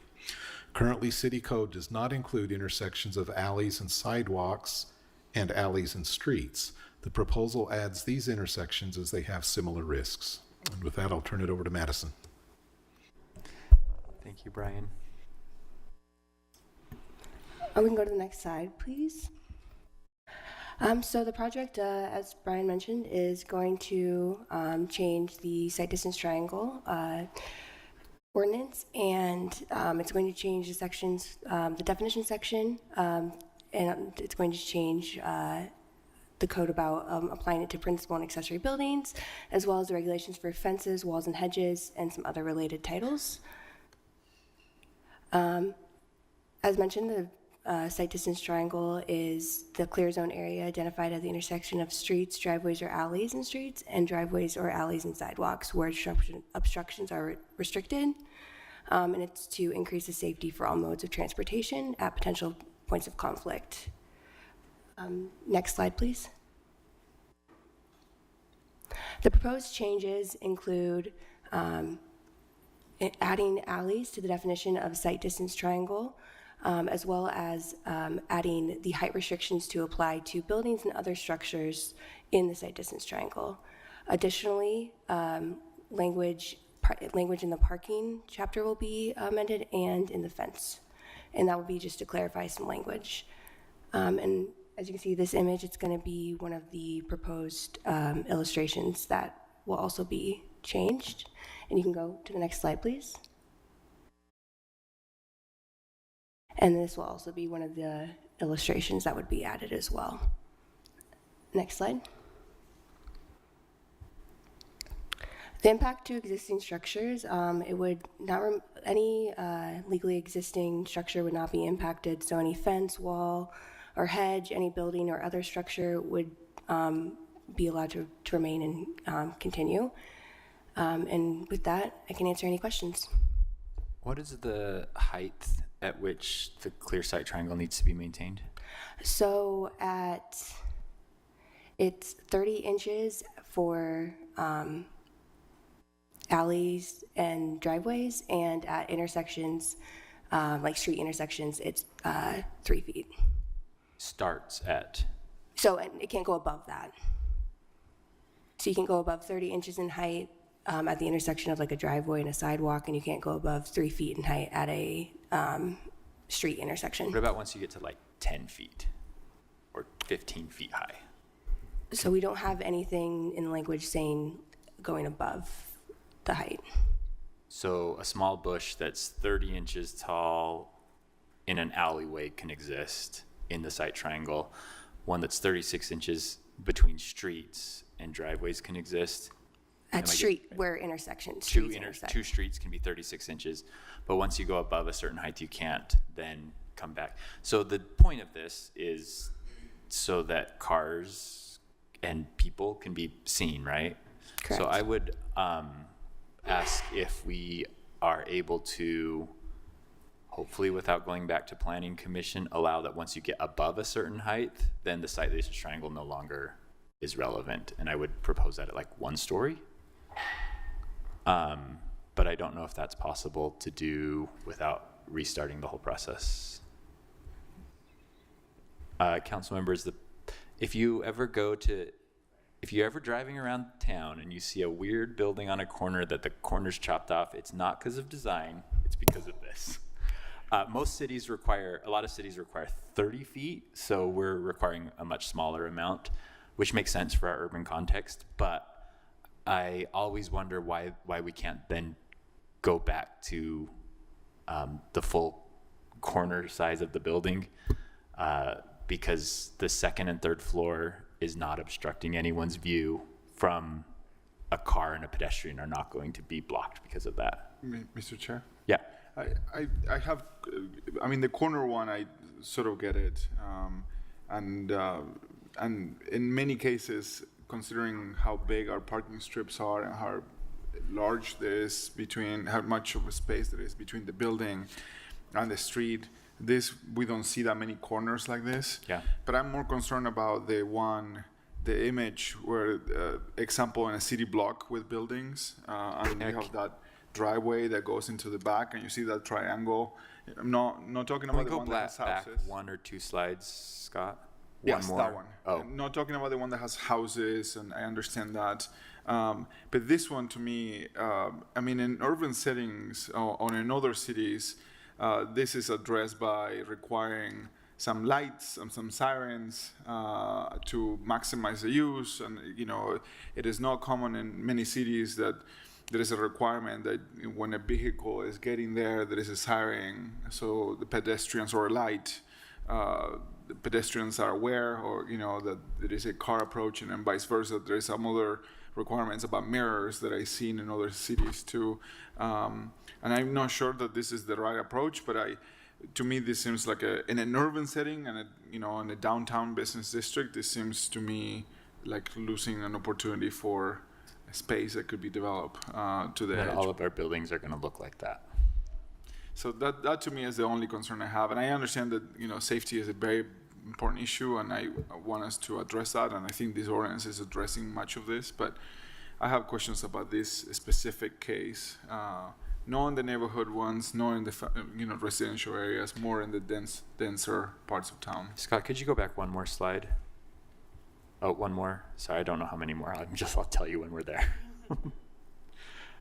This one, so this top picture here, I think is what is Councilmember Pui's talking about, where it's more of an urban thing, and what's going to happen there, because a lot of our ordinances do require that the buildings come up to the property line, and a lot of our ordinances allow you to go to 0 side yard setback, which are all good things, if you ask me, but then we're going to have all these chamfered corners at all of them. So,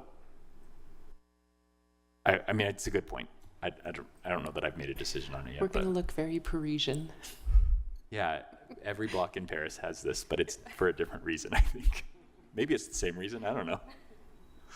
But going back to your point of, after the first floor, it shouldn't matter anymore. If you don't have to change that, and you could make that stipulation that, hey, for the first floor. I would prefer that, I think where we allow that's a the viable site triangle starts at 30 inches or whatever and ends at 10 feet or whatever is an the appropriate first- height. But is the property will be able to recapture? It's just the ground floor that they would have to do that. That sort of addresses a little bit of my concern about the space being wasted, if you wish. If that could be, maybe, I don't know if this will send us into a very lengthy process and all that, but I wonder if some property could ask for, remove this condition if they did X, Y, and Z. Put a mirror and a siren and whatever else. Could they avoid to do that if they went through X, Y, and Z? But I also think that after one floor, I think that's a great. So, So there is in the proposed code for the like buildings or other structures, that does say that the planning director, in consulting with the transportation director, may approve alternative design solutions that result in similar visual clearance and effectively mitigate safety concerns. okay, so there's already an exception, but that requires a process, but it's an administrative process. It's just planning director and transportation director deciding if essentially mirrors or some other warning system for vehicle approaching across the sidewalk is appropriate. Oh, I see, okay. So that's usually handled, if they're going through a development process already, it's usually handled within that as part of that review. If not, it's usually handled as part of the building permit review. It's always just one of those things that you're like, I don't know if we'll be able to do this or not, but we can ask. Yeah, there's no official application for it. Okay.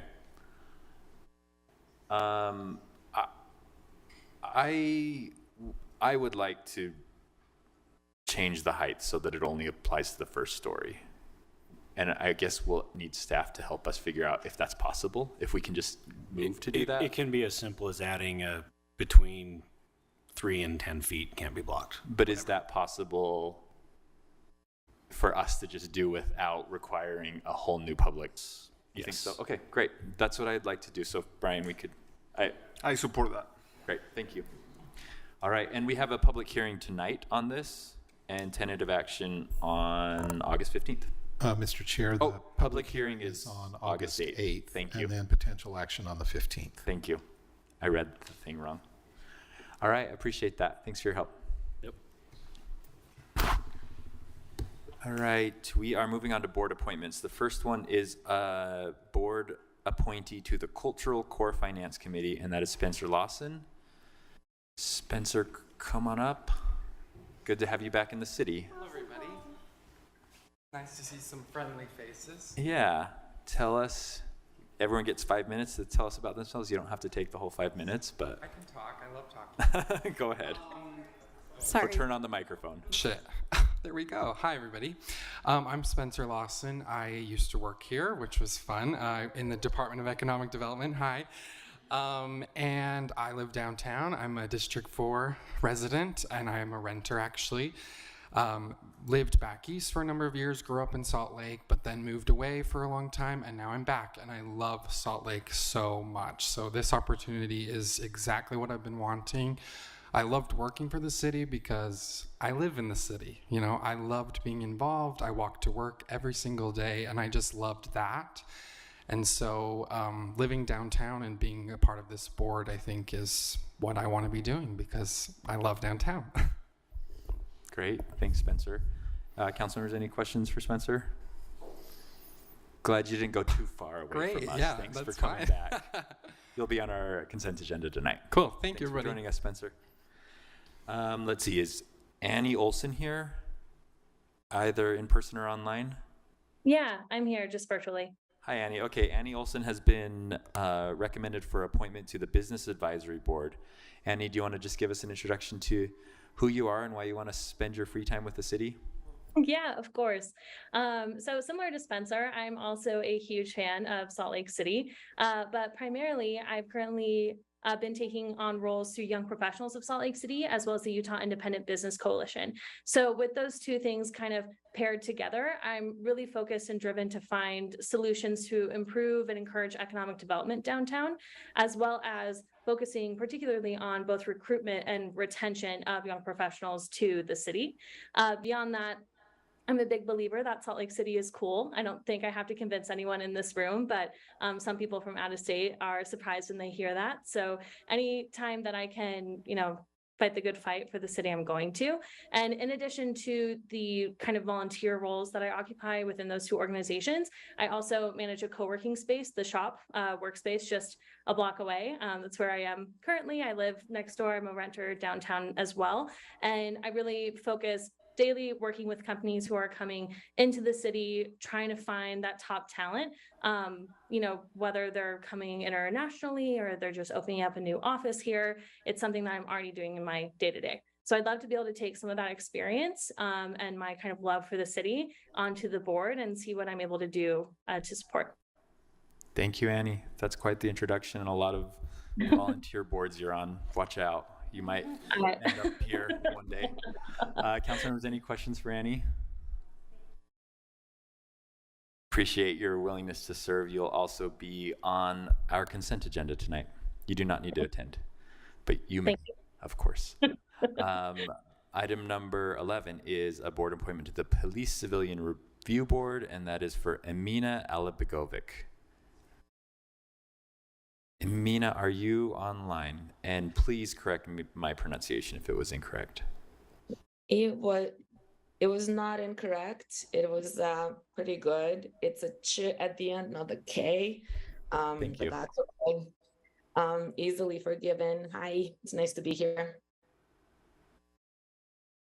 Oh, yep. Just introduce yourselves to us and tell us a little bit about why you're interested in serving on the Police Civilian Review Board. And Sure. Emina Alibegovic. I am a former teacher, mathematics teacher. I am currently education consultant. I had, as many of us, been listening and hearing about police just in general in this country, and have had some interaction with police, positive and maybe not so positive.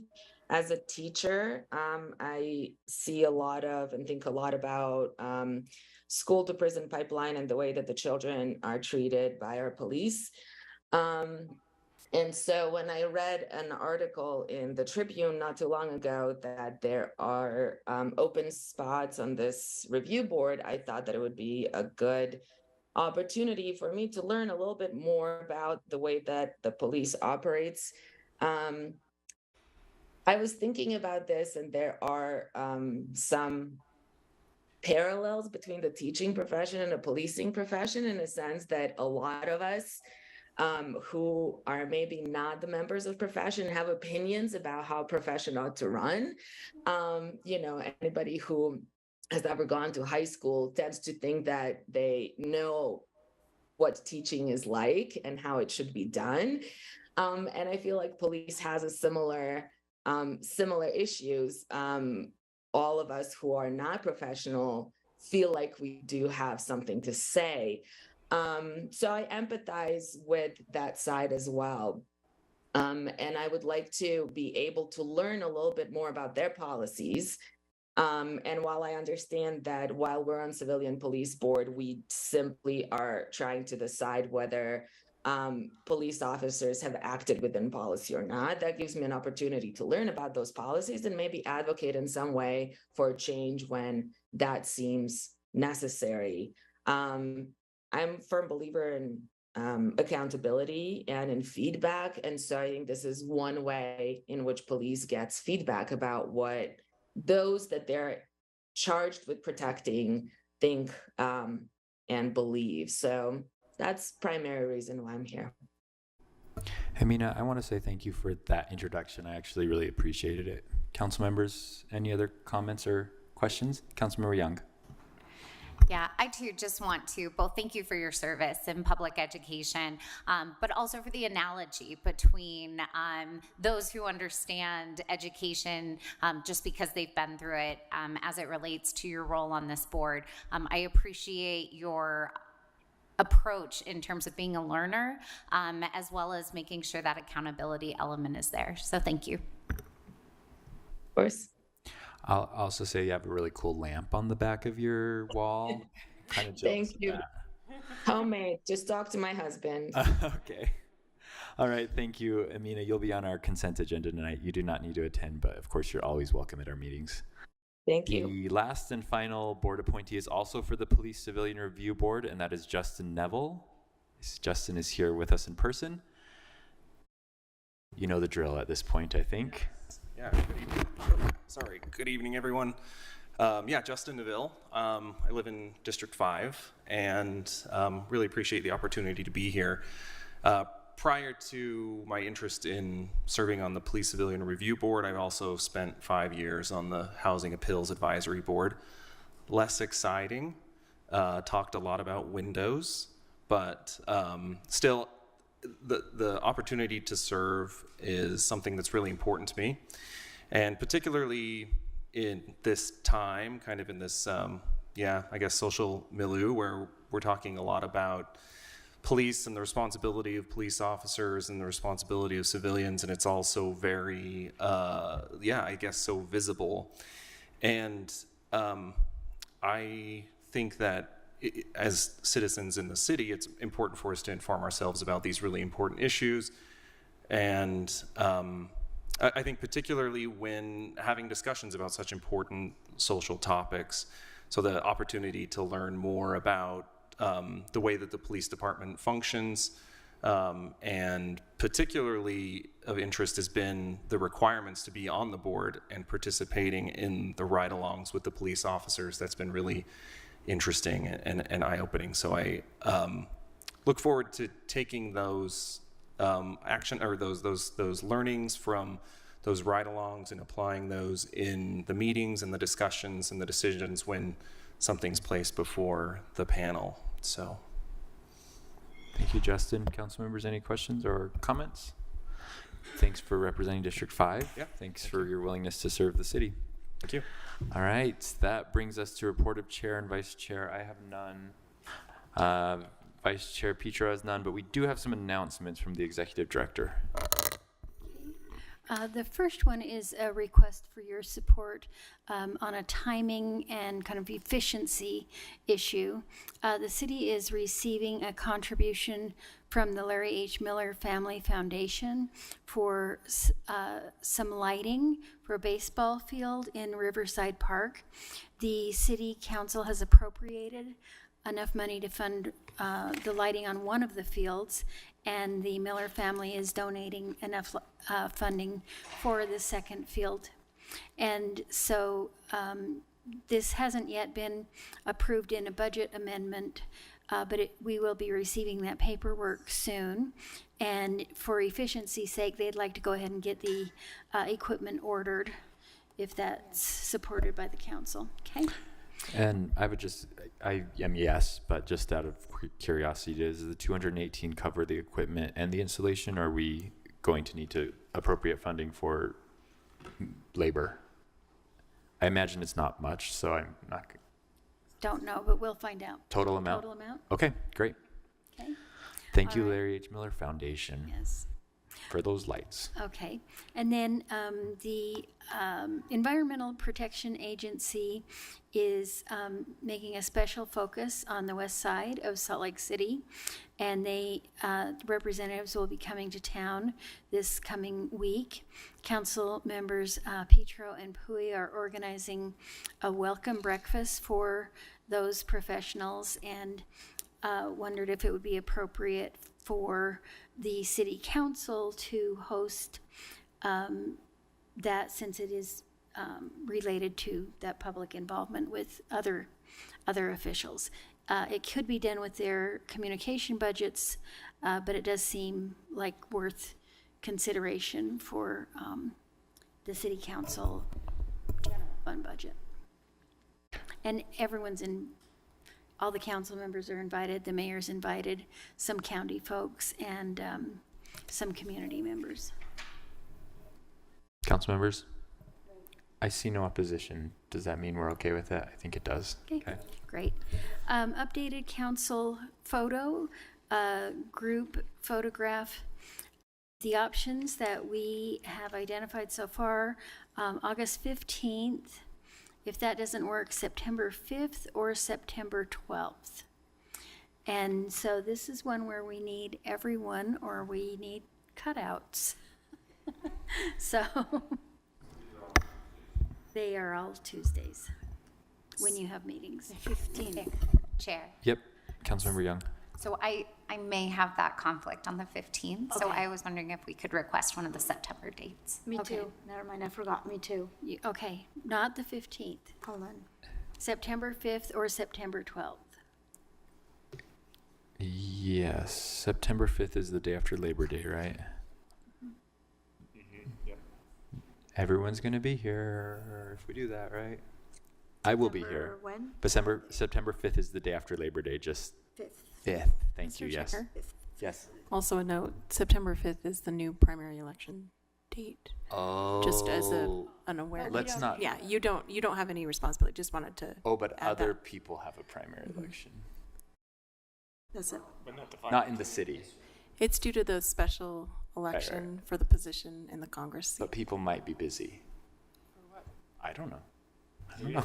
The 5th is fine. Okay, let's do it. I need y'all in this room to clear your schedule, please. Okay. All right. So the 5th. Then the Sister City program is revived and well, and you have several events coming up starting Saturday, and we need to be really precise, actually, about which council members will be in attendance at which events. So we have listed here what we understand to be the case, and just from a protocol point of view, it's really important that if you indicate that you'll be there, that you do come, and if you aren't planning to go, we should give them, as soon as you think you might go, tell us, and we'll give the organizers a heads up, because they are it's somewhat formal, even in the informal. Okay. Cindy, I nice will be at the airport greeting. What? I will be at the airport greeting. My name's not there, but I will Okay. be there. Good. And I should be on the dinner. Okay. The closing dinner or the banquet dinner? The closing. Okay. Closing dinner.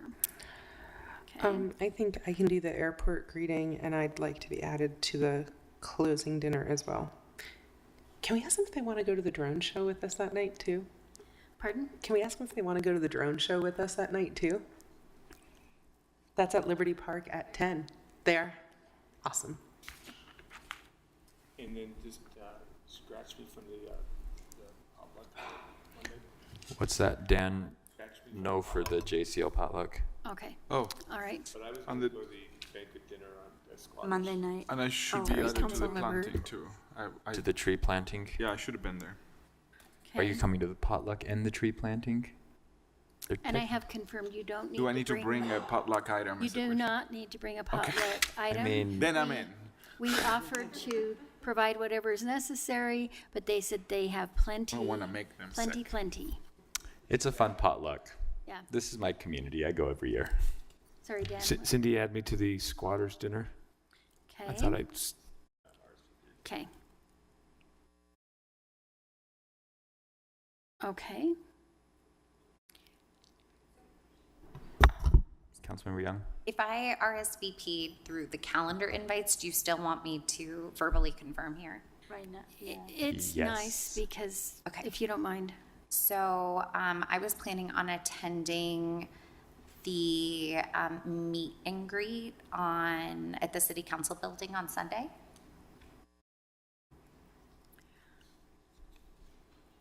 Am I making that? Sorry, the meet, did you say the breakfast or the, Meet and greet I have breakfast. the meet and greet. okay. Yes. Oh, we've got you, okay. Okay, and then also the squatters dinner that evening, Okay. and then the dinner the following evening as well for the closing. Okay, and I couldn't quite hear you. Did you say the closing dinner? Yes, correct. Thank Thank you. you. Okay, and we've got you there. Okay. All right. I think I want to be added to the breakfast too on Sunday, please. Okay, meet and greet breakfast. Great. And this is a question that I don't know if council staff will know, but are there events that the public, if there's just people from the public that are interested in being involved in, I'm guessing the climate change panel, I'm not sure, is that a closed invitation? That's at the law school, so that would be one open to the public, and then of course the Days of 47 parade is open to the public. Are there others that would be, it looks like those are the two, right? Probably, okay. This is a big opportunity. It's our oldest sister city coming from Japan, and we're excited to host them. All right, that is it. We do not have a closed session scheduled today. And so we are adjourned from our work session. We will be back in the formal room. And I have bad news. It's the last time we're in the formal room for a minute because they have to do something to it. I don't know. Oh, that was terrible. Teasing It was a us tease, again. yeah. It was a Horrendous. tease. But we'll be in the formal room tonight at 7. And Councilmember Baldemoros will be chairing. Night. Woohoo. Great.